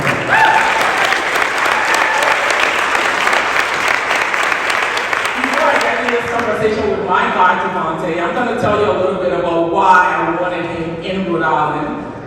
I want to share an observation I had. So we've been putting together this conference for quite a while this year. And as it started to come together, I started to notice something, I started to feel something. And then the conference flyers got out, and especially last week, I was like, something's going on. I noticed the flyer that we had Devontae on the top, and then we had all men, and then we had me in the middle. I was like, okay, I'm feeling like a boss chick on this flyer. But that was not the feeling that hit me. I was like, I am surrounded by all of the men at this conference. I'm very intentional about the voices I bring, and I was like, there's a lot of men at this conference. And not only men, I was in between the Secretary of State and Speaker, and then around me were my brothers. I had Devontae and Ralph and my boy chair Dwayne. I was like, well, Yona, did you just enter your soft girl era? I was like, okay, in the year 2025, where black women are choosing joy and rest, I get to sit in an armchair at my conference surrounded by men. I love that for me. I love that for all of us. But I have to call on the current process because it almost messed up this era for me. I was like, we need some chairs on stage for this fireside chat. And I was like, we're getting banquet chairs. And I was so confused. I'm like, what are banquet chairs? Like those chairs we said, I'm like, no, I need armchair, and next year plus I need vases, and I'm in my software era now. I can't be sitting down in hard chairs talking about hard stuff.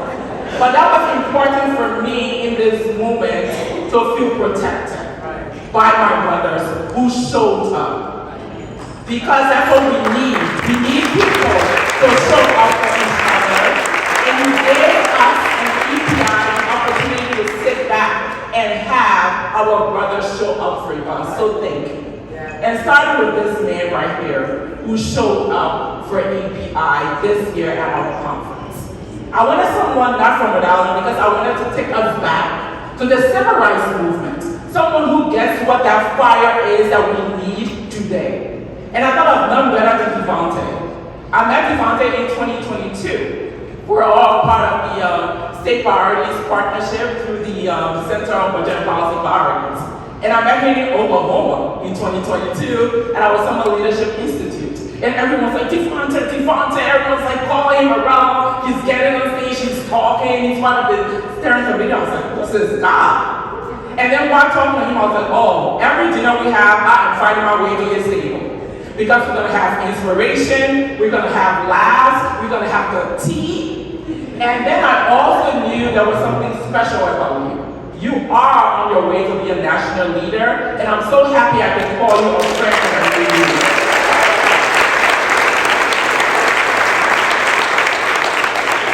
So we're gonna get started. I wanted to give you a little time to catch your breath. So we'll do some fun questions, like a little rapid round before we ask a couple of hard questions. So let's start with coffee or tea? Ooh, juice. He is a radical, no wonder. I had a cold cup of juice in the morning. I'm a tea kind of guy. Wow. All right. Organizing or advocacy at the State House? Ooh, advocacy. You just get to tell it like it is. My mama told me, tell the truth, shame the devil. So that's what advocacy is to me. And for me to advocacy, courthouse, state house, whatever house you have, I'm ready to go there and tell our leaders and remind them who the F we are. What is your favorite protest song? Ooh. And the Raise Your Grannies were here giving us some songs. I know. I said it had a great set list. I think I would say my favorite protest song. I got two of them. One from the civil rights movement would be "Oh Freedom," because it's a reminder that I'm gonna be free, and if not, I'm gonna go to my grave being free. But if it's a new one, I have to go. Since I'm from the 504 and I'm from New Orleans, I'm gonna have to use a little bit of Juvenile. And I'm gonna have to go with the song that gets me hyped up every time it's just on the #1 stunt. So that's my other protest song. Remind me we're messing with the #1 stunner right now. I love that. I think for me, I would say Stand Up by Cynthia Erivo, like during the Carry On movie. Because I like it about standing up, taking your people with you, and feeling it in your bones. I feel like we need to get from words, and we have to feel something in this moment. So I've been playing that a lot this year. All right, what is bringing you joy right now? You know what brings me joy really is moves and rooms like this, right? That you're not alone. And when you think about it, you look across this room or you go into spaces, it reminds us bleak and doom and gloom as it is in the world right now, that joy is something that is internal, that cannot be stolen. Your joy cannot be stolen. So when I'm here and I feel that joy, I'm happy because it's the one thing that nobody else can take from me. Amen, amen. I had my team add You Won't Break My Soul to our playlist because that is one of my things. And for me, joy is like looking in my daughter's eyes. I have two beautiful black daughters, and in this moment that they're laughing and smiling and still on the hymn with their mama brings me a lot of joy and hope for the future. So that's what I'm saying. All right, let's get into it. You talk a lot about it's interesting, right? Like things are different, yet they're the same. And you know, like what we're going through, a lot of people have already gone through in different ways. Some people are shocked, and the others, some people are like, we've been telling you this whole time. But, and you talk about some things that I think like Stacey Abrams is really on this journey to help us fight for freedom and power again. And she's created this 10-step campaign. So she lists these steps as commit, which means like sort of understanding how policies impact you, share information, organize, mobilize, litigate, disrupt, deny, engage, elect, hello 2026, and demand. Which of those are you in this moment prioritizing, or what is keeping you up at night right now? I'm a disruptor right now, right? I mean, I think we have to disrupt this movement.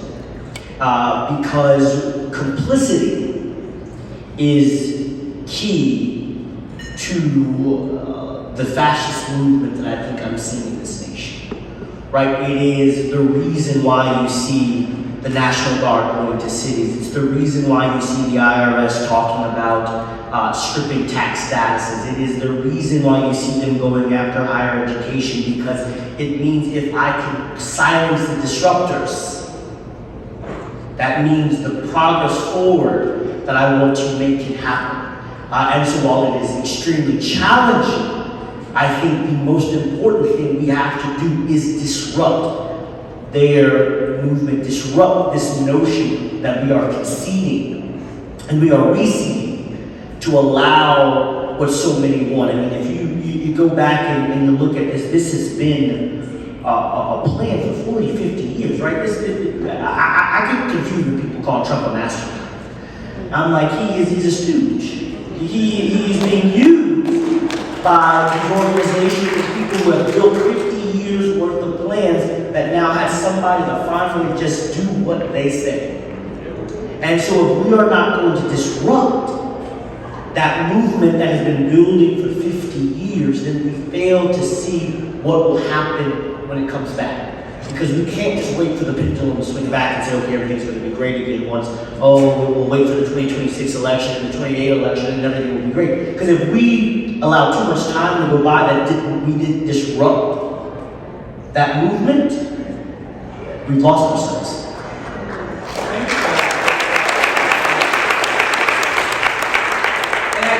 Before I ask you what you think, because you're again in literally and sort of, everyone will be like, I can disrupt, and my federal funding, I gotta make sure. So we'll talk a little bit about what people can do. For me, I think all of this, I'm an overachiever, so I'm looking at all of this, I'm like, I should be able to do all of it.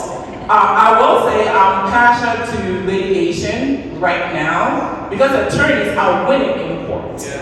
Right now we have, in December, Miriam, wait for the people, created a lawyers committee for Rhode Island because she was like, something is coming our way and we need to get lawyers in Rhode Island ready for it, right? And so we have organizations like the Rhode Island Coalition Against Domestic Violence, Lucy, I think Lucy's here somewhere. We have the Women Development Corporation that have shown up as plaintiffs to say we will bring the brave ones, the disruptors, and have attorneys by our side with the ACLU to fight. And so I'm really excited about this movement in Rhode Island, and I think lawyers also need to join the fight. But then at EPI, they commit and share information and engage policymakers. That is something we're trying to do in this movement. Because there's 10 steps, people can disrupt, but everyone can do a little bit of one of these things to really fight for our freedom and power in Rhode Island. So do you have advice for people in the room that say, I can litigate, and I can be a plaintiff, and I can disrupt? What else on this list can they do in this movement? Well, I mean, I think that is the key of what we do, right? You know, I'm from the South, and all, I've told you all that. So, you know, Southern Baptists, everybody thinks they can sing in the choir. And everybody is always trying to have that solo part, right? But what is great about a Southern Baptist choir oftentimes is you can't tell who sounds horrible. And you know why we can't tell who sounds horrible? Because everybody is playing a role in that choir. And when all voices are together, it makes a joyful noise. So my point of telling you that is, yes, you may not be the lead singer. You may not be the organist. You may not even have a beautiful voice.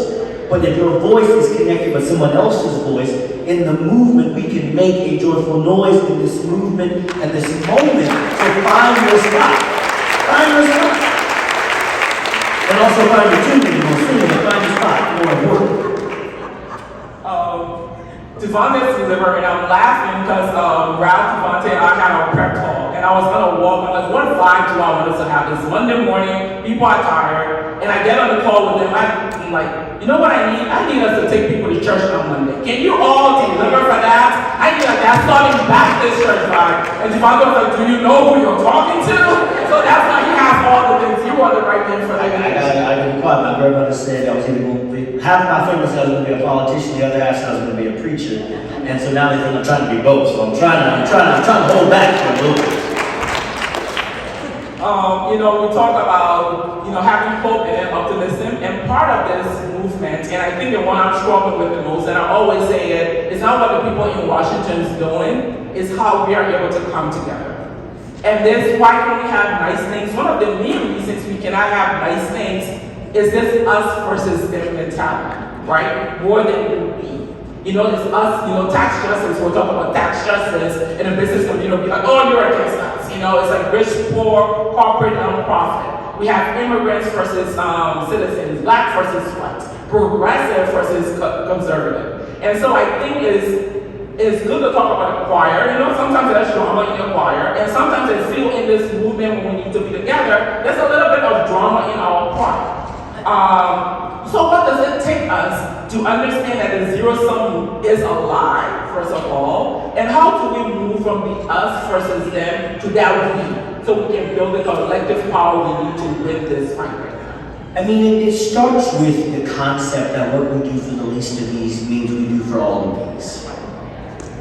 Centering the least does not mean forgetting about the rest, but we know that when we build and work towards one another and with one another, that policy can truly change. And I think where this has been the movement of the other side is to make it that you don't have economic justice because of the immigrant, or you're not moving up in the ladder because of diversity, equity, and inclusion. Or we're giving rights to others and it is the moment of trying to showcase that it has to be us, right? It's they, them versus you. And I think what we have to recognize is the commonality between us, and we have to break that system, right? I mean, when we talk about why so many white, poor, working class voters vote against their interests, and we're trying to pick, we forget about the common work of education and understanding. That's why policy work is important. I mean, you go back to Harriet Tubman, and she said, I would have freed thousands more slaves if only those slaves knew they were slaves. Right? And what she meant in that moment is that if we had done the work to showcase what we are together, we could find freedom and there would be more people who would be free. And so I think that is the spirit we have to live in. That's the moment we have to think about is how are we educating one another in our commonalities, in our fight, and what prosperity really looks like. Because what we have to recognize is your prosperity doesn't mean I don't prosper. Because we know that when we all grow, we all row, right? And the ship can only row in one direction. And it requires every single person to row that boat the same way. And so I think that is really where we have to spend time, because we watch, I mean, you see some of these organizations. I mean, you look at America for Prosperity, the Plantation Foundation. As I'm sorry, I should call it the Heritage Foundation, but I call it the Plantation Foundation. Like that's the heritage they're trying to bring us back to. And so when you look at the things that they're pushing out, right, it is about division. And so we have to reframe, we have to reimagine, right, what our fight is about and showcase that an inclusive democracy isn't you versus me. It is about all of us having the tools that we need to individually thrive and strive. And when we focus on that, building that movement, I think that is how we really stop this me versus we divide that we see in the nation right now.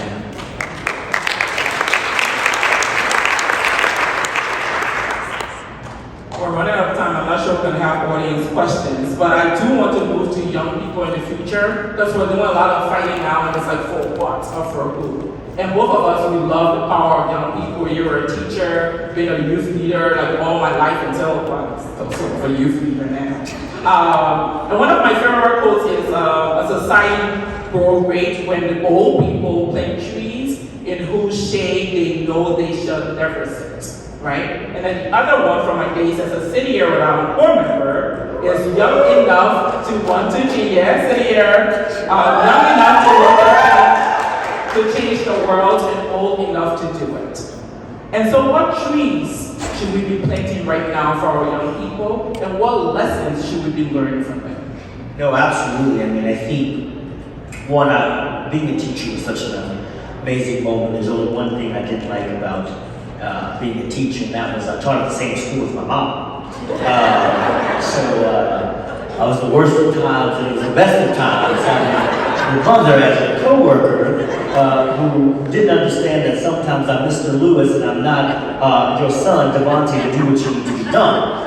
But what I took from being able to educate others while I was being educated by my mother was that we have to plant those trees. And when you think about it, you gotta harvest, right? We're in harvest seasoning right now. We need to be planting those seeds in the next generation to take on the fight, as I said in that relay race, because the last thing we need to do is have a falter. I heard Melanie Barnes, a great civil rights leader, say this a few months ago. She says, I have been doing this work for a long time. And she goes, I don't want to die doing this work, and I don't want this work to die with me. And so while we are so much in the movement, we have to be thinking about how that movement doesn't die when we stop. Because that's why some of us can't stop, because we haven't harvested that next generation. We haven't given people the opportunity to take this fight on for us so we can rest. And so I say that is why it's so important. I mean, you look at almost all of our movements across this nation, it is young people. Miss Martha White was 31 when she sat on that bus. The lunch counters in Greensboro, North Carolina, they were 20. The anti-Vietnam protest, I mean, like, when we look at it, it is the next generation that takes on that civil rights fight for us. And it doesn't mean we negate the history, right? And we respect I like to say this all the time, there are so many that laid the foundation for me, but I'm just working on the building. And so how are we giving them the tools to continue to build the building that so many laid the foundation for? So I think it's important to have not only young people in the movement, but to bring them a part of the process, right? It's one thing to have a young person in the movement. It's another thing that give young people the tools and the opportunities to lead, because we have to break through. If you think about it, we are very segregated when it comes to generational rooms, right? We are typically in rooms of a generational class. We got to break that. We got to find a way to see the future in ways of their work is important to our work, because it doesn't, like I said, I don't want the work that I'm doing to die with me if I'm not looking at somebody next. Thank you for that. I think we have time to take at least one audience question for Team Volunteer. If someone will want to ask him something. Do we have a taker? And it's fine too if you all want to just state it or comment.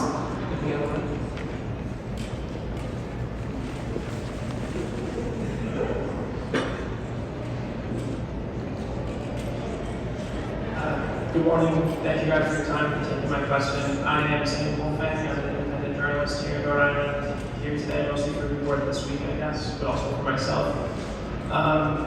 Mr. Lewis, thanks for being here and bringing some perspective from outside of our state. I wanted to ask you, in your opinion, how important is it for the Democratic Party to look to and embrace some of the younger, more dynamic, and for sure more leftist candidates that are around the country? People like Omar Feta in Minneapolis, people like Graham Plattner, and people, of course, like Zohran Mamdani. Thank you for your time. Yeah. So I looked a lot of stuff out of my bio from when I came. So I've been involved in the Democratic Party for quite some time. My first start was in 2008. I was President Obama at the time, high school coordinator. So I was coordinating a bunch of Louisiana high schools and then the students, and became the co-chair of the high school division of his campaign. And so we've seen what that moment is. I think for the future, it is we cannot use the same playbook that we've been using in the last 4 years. I mean, times have changed. Things are different. And I feel there is a fear among us that the way forward or the path forward is going back to 2008, going back to 1992, going back to FDR, going back to some of these moments that doesn't really take into account the full contextual history, right? Whenever I say we just need another FDR moment, we just need another New Deal, I think people forget history. People forget the New Deal was successful not just because it was about economic populism, but there was a lot of racism that FDR promoted during his tenure. Like we leave that out of the history books, right? We think about it in a zero-sum game. That some of that moment, some of our most economic moments were that, right? We go back to 2008 where we assumed we were post-racial because we put a black man in the White House and that meant everything has changed now. And it didn't, right? I mean, there is a long history in this nation that for every racial progress, there is a significant backlash that comes. And we are living that backlash right now, right? I mean, you go down, I'm from the South, right? You think about it, when schools were integrated, all of a sudden private schools pop up. In Baton Rouge, where I live, we're a 50-50 parish. We're not counties because we like to be different in Louisiana, we're not parishes. But 85% of my public school system is black. Because it started after desegregation, everyone moved into the private schools. You go back and look at mostly swimming pools. Why are so many people not knowing how to swim in the South? It's because right after pools were forced to integrate, instead of having integration, those pools were cemented over. I mean, white children and black children now couldn't learn how to swim. And now we're seeing that backlash because we put a black man in the White House, that now is tainted. And so they put the most unqualified person that you could have imagined now to govern the free world. And so I say that history to say that shows that the playbook of old times didn't work. We can't return to this post-Trump era because that's the moment we live in now. And so if we want to inspire and really change, we got to tap in to, I think, to the biggest voting bloc that exists in America, and that's the non-voter. We can't keep chasing this smaller and smaller pie because what we've seen is because we have failed to dream. People have not believed in the system. And so we can continuously play to the random Liz Cheney, white working class, moderate that looks at the system, or we can play to the people that need government the most, that need services the most, and speak to them about why they should believe in a system that has never believed in them. Right? We go down a campaign, how often do we hear the word poverty? We talk about the middle class, we talk about the middle class, we talk about the middle class, but 42% of this nation is considered low-wage workers or in poverty. And we're not talking about it. We're not talking about their issues. Because we say, and the consultants will tell you, well, they don't vote. Well, they don't vote because the system doesn't speak for them. So when the system speaks for them, that's a voting block and power that has, right? Because I said power is lending your vote to somebody. And people are holding their power because they don't believe in who they're voting for. But if we embrace a new model, a system of people that are engaging and talking to people, look at the power that we have to affect policy that then makes an impact in everybody's lives. So my message to others is embrace a new game that looks at people power, not just people in power.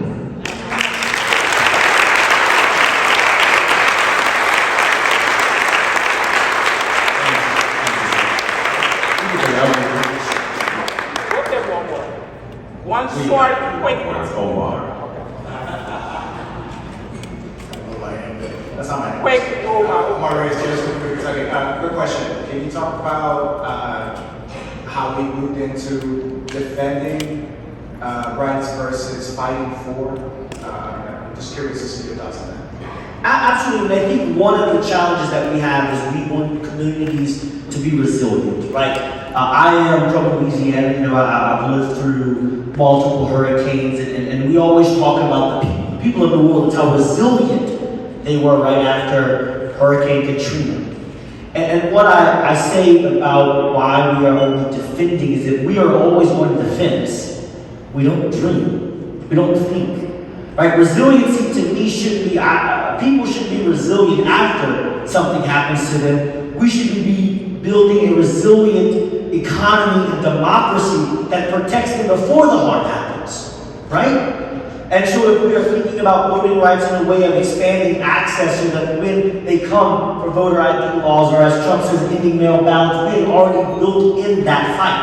And so I think the way we think about that is, yes, we need to defend what they're trying to take, but we need to be pushing for what we need and what we deserve. It's not just about preserving what we got. It's about demanding what we need.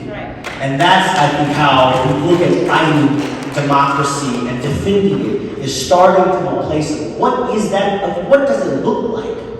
Right? So when we talk about policy all the time, and we always start from what's practical. What's practical at the General Assembly? What's practical for the lobbyists not to kill? And I say, if you think about it, every policy is possible. Every policy is possible. I mean, if we can put a man on the moon, if we can let Donald Trump be in the White House, anything, goddamn it, is possible. So start from the possibility, not the plausible.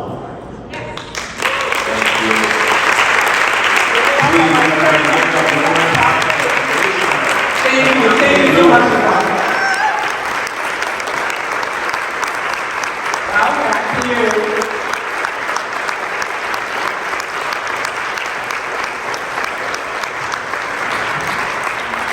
Thank you so much. Now let's talk a little bit about how we sustain this work. In this moment, when communities are under attack, resources are uncertain, and the stakes could not be higher, this is where philanthropy comes into play. So this section we're calling the Solidarity Spotlight, because true solidarity means putting values into action, not just words. We've got, let me just give you this beautiful law school table here, the best law school in the state of Rhode Island. I want to help introduce somebody I haven't actually met yet. I don't know how I haven't met you. This is Juan Wilson, the founder, and I know it's ridiculous. Nice to meet you, man. I follow you on LinkedIn, blowing up my LinkedIn. I'm happy to meet you. He's the founder and CEO of the Muse Foundation. Thank you for all that you do. Here's our question for you. When we talk about the work and communities, etc., and just all the opportunities that are out there and the resources that are under attack, what does it mean for philanthropy to step up in this moment? Thank you for that question. I'm not good at speaking there. like to talk, but I don't like to do public speaking. It's about demystifying philanthropy. I think it roots in a racist foundation, so I'm always talking about liberation versus equity, because I think equity is just building on top of all these broken systems. And so how I look at philanthropy is Muse is my organization. What is my Muse community, right? And that's as an individual. We turned 4 years old this October, and the amount of work that we put in, thanks to community, has helped out a lot. You know, so what I'm trying to do is let it drop. I think that's my cousin Mike Bentley said, like, get to the point. Love you, Mike. But this, everyone's a philanthropist. So that's why I don't think it comes from a certain income level. Everyone can do philanthropy, time, talent, or treasure. That's what I believe in with Muse, and that's how I feel we can move forward. Get away from its foundation, start with liberation, and build it from scratch.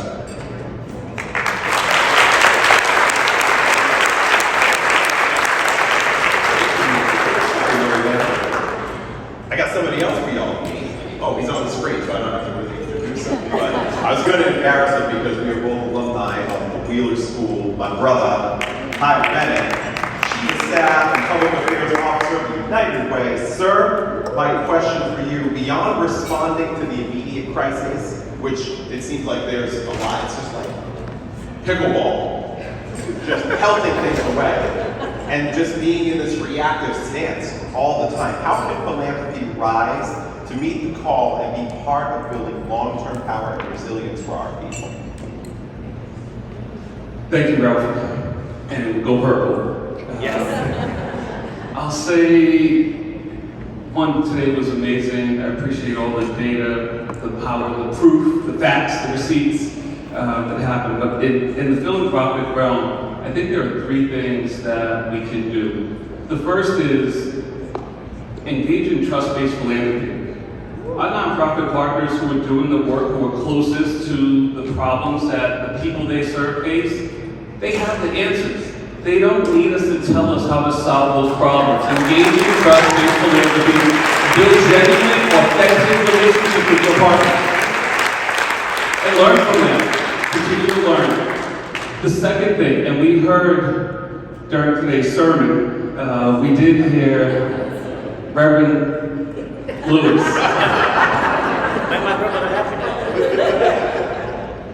tell us the truth about advocacy. You know, for those of you that have had the displeasure of hearing me at the mic before, you'll always hear me say, your vote is your voice, and your voice is your power. Today, and this year in particular, I'm going to say it's also your legacy.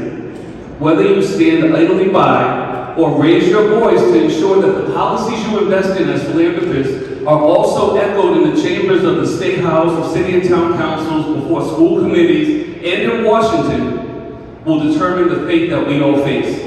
So use your voice, leverage your voice, engage in advocacy.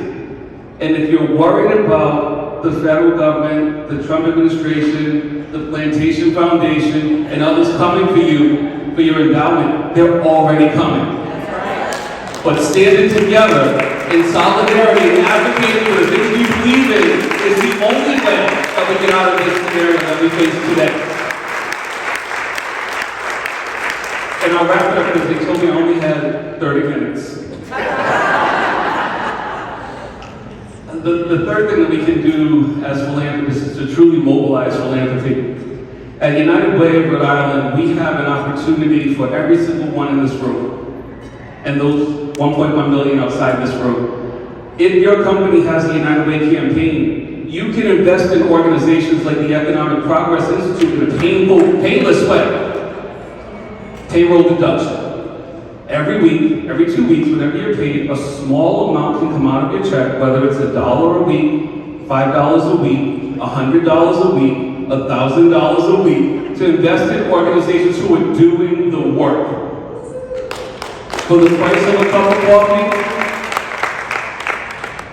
or a night out at the Chris Brown concert, you can invest in the Economic Progress Institute. I don't mean to steal your thunder. I know that we'll talk a little bit about how you can invest in them today. But what I do want to share is that as philanthropists, And as organizations that mobilize and catalyze philanthropy, we've got to make it not just available, but we've got to make it accessible. And the payroll deduction is one way to make it accessible for every single Rhode Islander, 1.1 million people.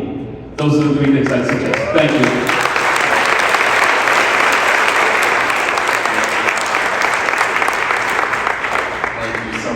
Thank you too to some of our, that is great. Thank you too to some of our big partners, the Rhode Island Foundation. You can clap for it.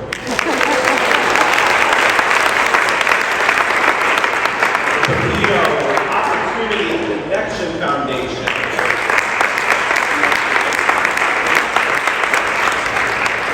And the Van Buren Foundation. Thank you all so much. And the work that we do possible. When philanthropy, good, this is on now, I can just move back to my podium. When philanthropy is bold, when philanthropy stands with us in solidarity, we have the resources to help us rise above the barriers that we all face. So a huge round of applause to them.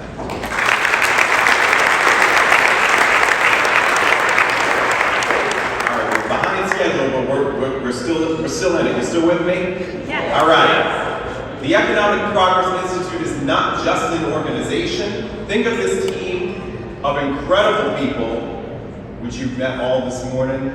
They are your think tank, they're your resources, they're your advocates, they're your truth tellers, and the people's lobbyists in the State House. When child care, when Medicare, when wages, tax, justice, or workers' rights are on the line, EPI is at the ready, and it has been, and it always has been. They conduct the research, they lift the voices of the people, and they fight back. And family, this isn't automatic. It requires resources. If we want a work that keeps going and we want this work to continue, we need your support. This September, which is like a day, how many more minutes in September we have? It's Giving Month at EPI, a chance for us all to put our money where our values are. If you have been moved this morning personally, if you have been inspired, if you believe in this work, this is the moment to give. So, pull out your phone. On the table are some QR codes. Maybe on the screen too. Maybe. It's coming. That bright light's on.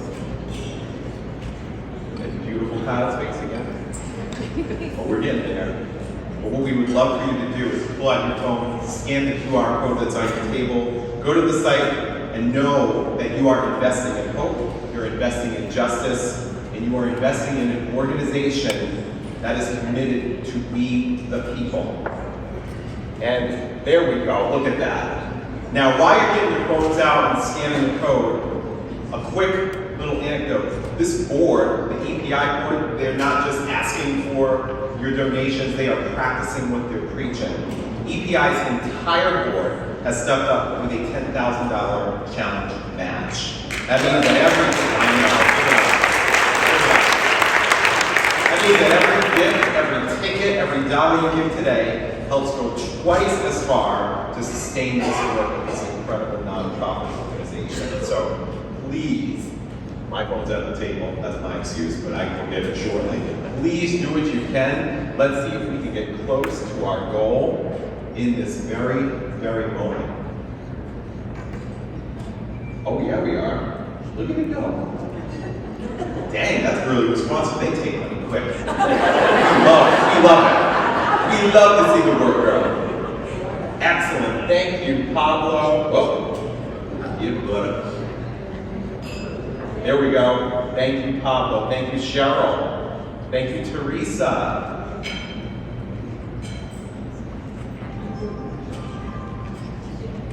Would you like to say a few words to encourage the folks to give? I'm going to be passing the microphone back to you anyway. And it'll keep us on track and it'll keep us on time.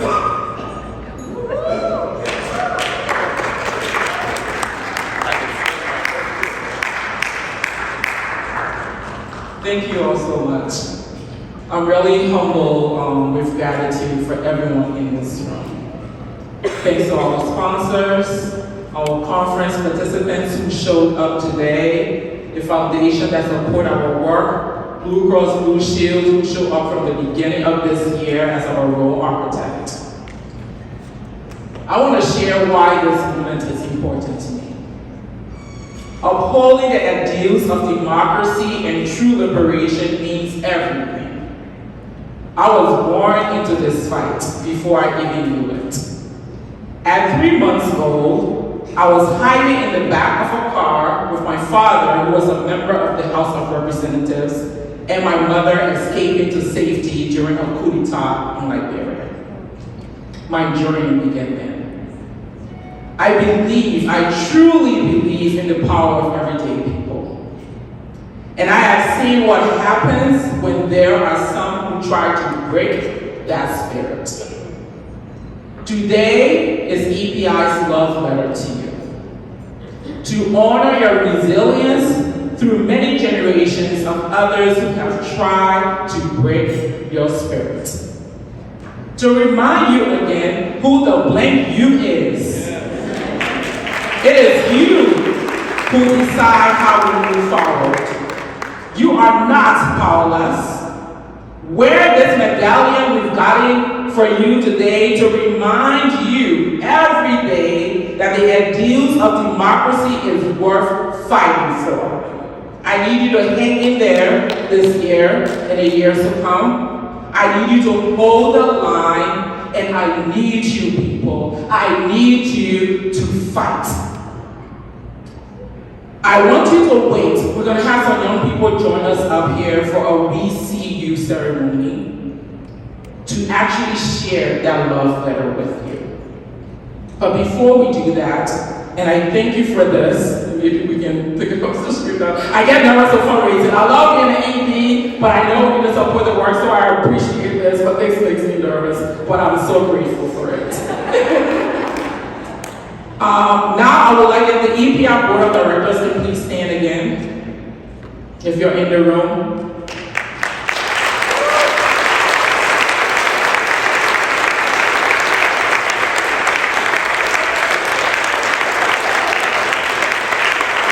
And anything you do, I encourage you to find your people. These are my people. They are my thought partners. They are EPI support system, our advocates, my friends, inspiration. I am so indebted to you, board members. Thank you for everything. And no, if you're looking for board members, you cannot have them. I know I talked about the zero some lie, but no, you can't have my board members. Thank you all so much. And finally, I hope my EPI team members are in the room. I would like to call you to join me on stage. Alan Krensky, Director of Research and Fiscal Policy. Corey Ames, Ronaldo Collins, who are social worker and SW intern. Vivian Nair, our Senior Policy Analyst for Children and Families. Hector Perez, our Racial Justice Policy Analyst. Helen Kinka, our Operations Director. The Woman of the Hour, who is our Conference Director. Give it up for Helen. Karina Tagoya, our Office Manager, the second Woman of the Hour. Give it up for Karina. Fabia Govina, our State Policy Fellow for Workers' Justice and State Tribal Policy. Welcome back, Fabia. Mike Healy, our Communications Director. Give Mike some extra love. Because it takes you patience to have a Communications Director working with the Executive Director who monitors the stop, and you need to just look at it and think about it. And Aspen and Disney, our communications intern, just like me need some help. And last but not least, Nina Harrison, Policy Director. The woman whose job is to ensure that our teams work for Rhode Island and win for you every single time. This is the EPI team. Give it up for our team.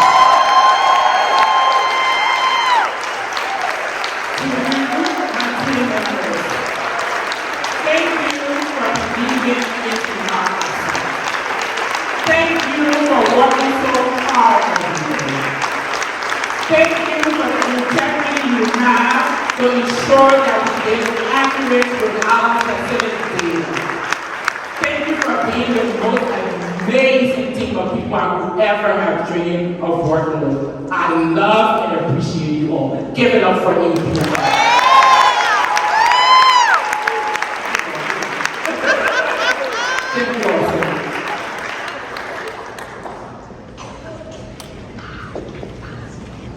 And if you can stay for this last moment, I encourage you. I would like to invite Eugenie Bellamy, youth activist, poet, American University student, receiving a dual degree in physics and engineering with Columbia University, Max Beatty, freshman at Brown University, studying political science and committed to researching economic equality. Max is also a volunteer at EPI and has worked with our team to design last year and this year conference logos.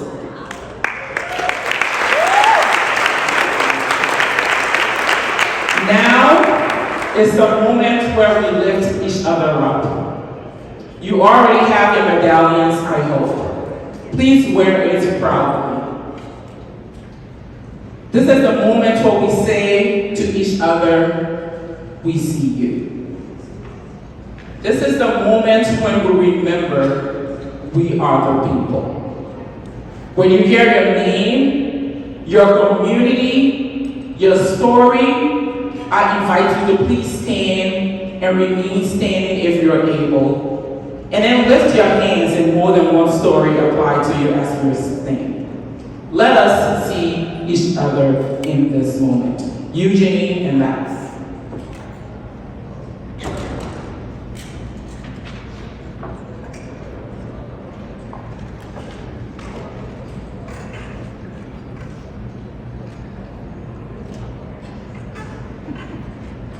Good morning, everyone. Good morning. Good morning, everyone. Good morning. To the indigenous peoples whose land we stand on, we see you. You are we the people. To Black people, descendants of those enslaved who built this land and economy, we see you. You are we the people. To immigrants who carried hope and courage across borders, we see you, and you are we the people. To those working on climate and environmental justice to protect our planet for future generations, we see you. You are we the people. To federal workers holding the line for democracy and justice, we see you. You are we the people.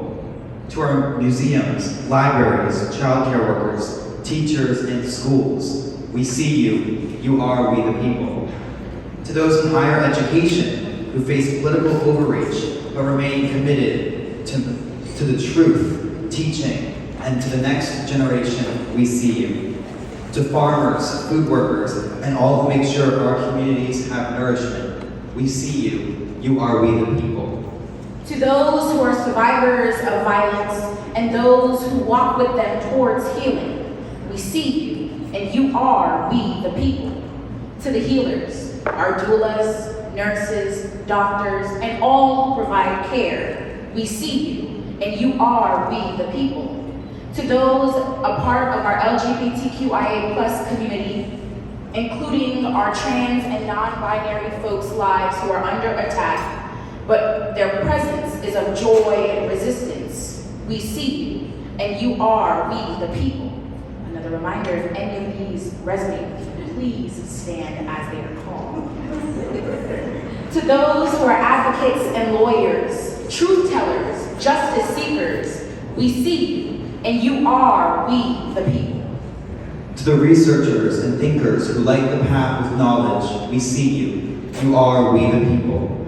To the nonprofits who risk losing funding or are under threat of it because they remain true to their mission and continue serving people who have been targeted, we see you. You are we the people.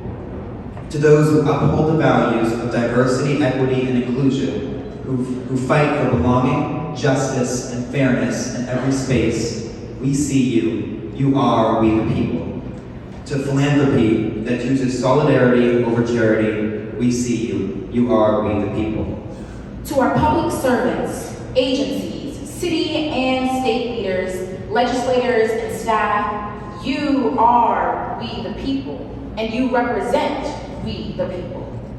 To everyone who calls Rhode Island their home, we see you. You are we the people.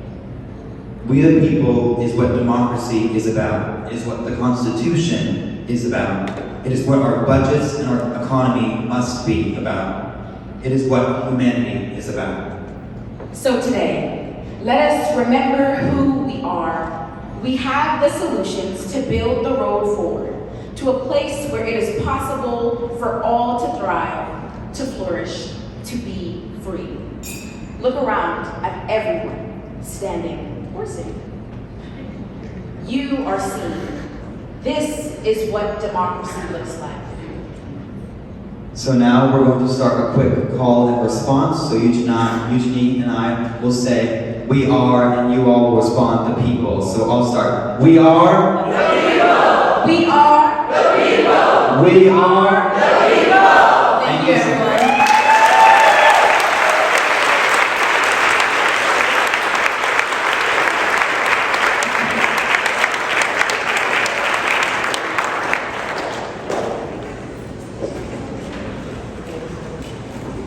That was beautiful. Give it up.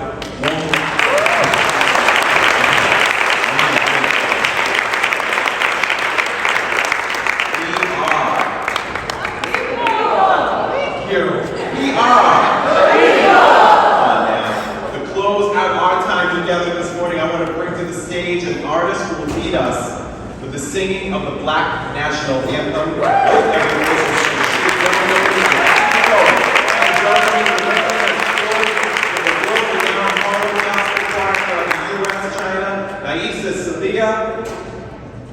Please join us on stage.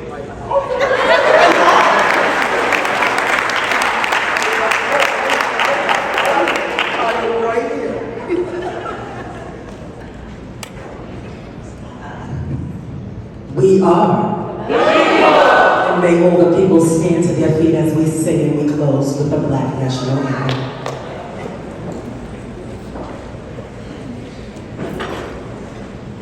Lift every voice and sing till earth and heaven ring with the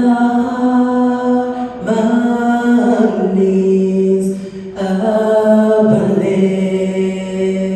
liberty. Let our rejoicing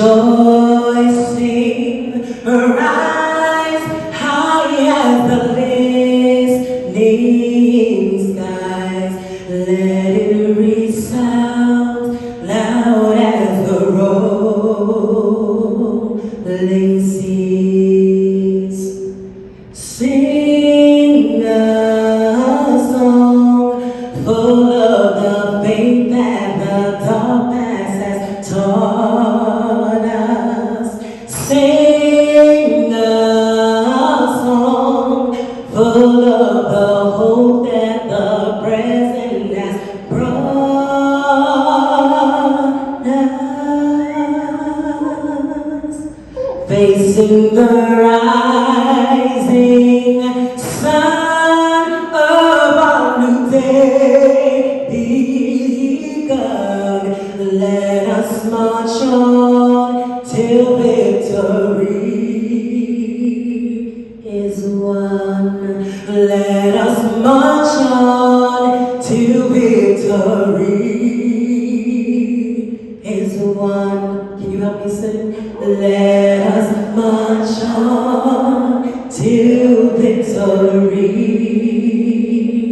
is won.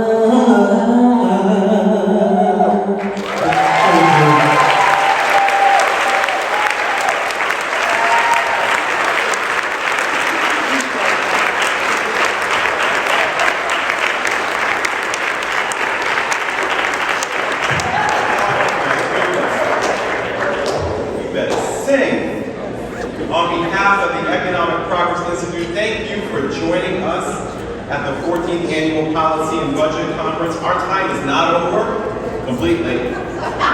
want you to go outside and visit the resource tables, connect with partners, hug, take pictures. You know I'm a hugger, so I'm here to there. I also want to give a thank you to all the hands that prepared our food this morning.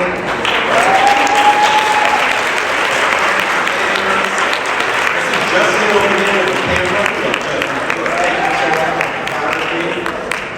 Carry this energy into your work days this week and ahead. We are your people. We are together. We are the road forward. It has been an honor to be your MC this morning. Thank you all so very much.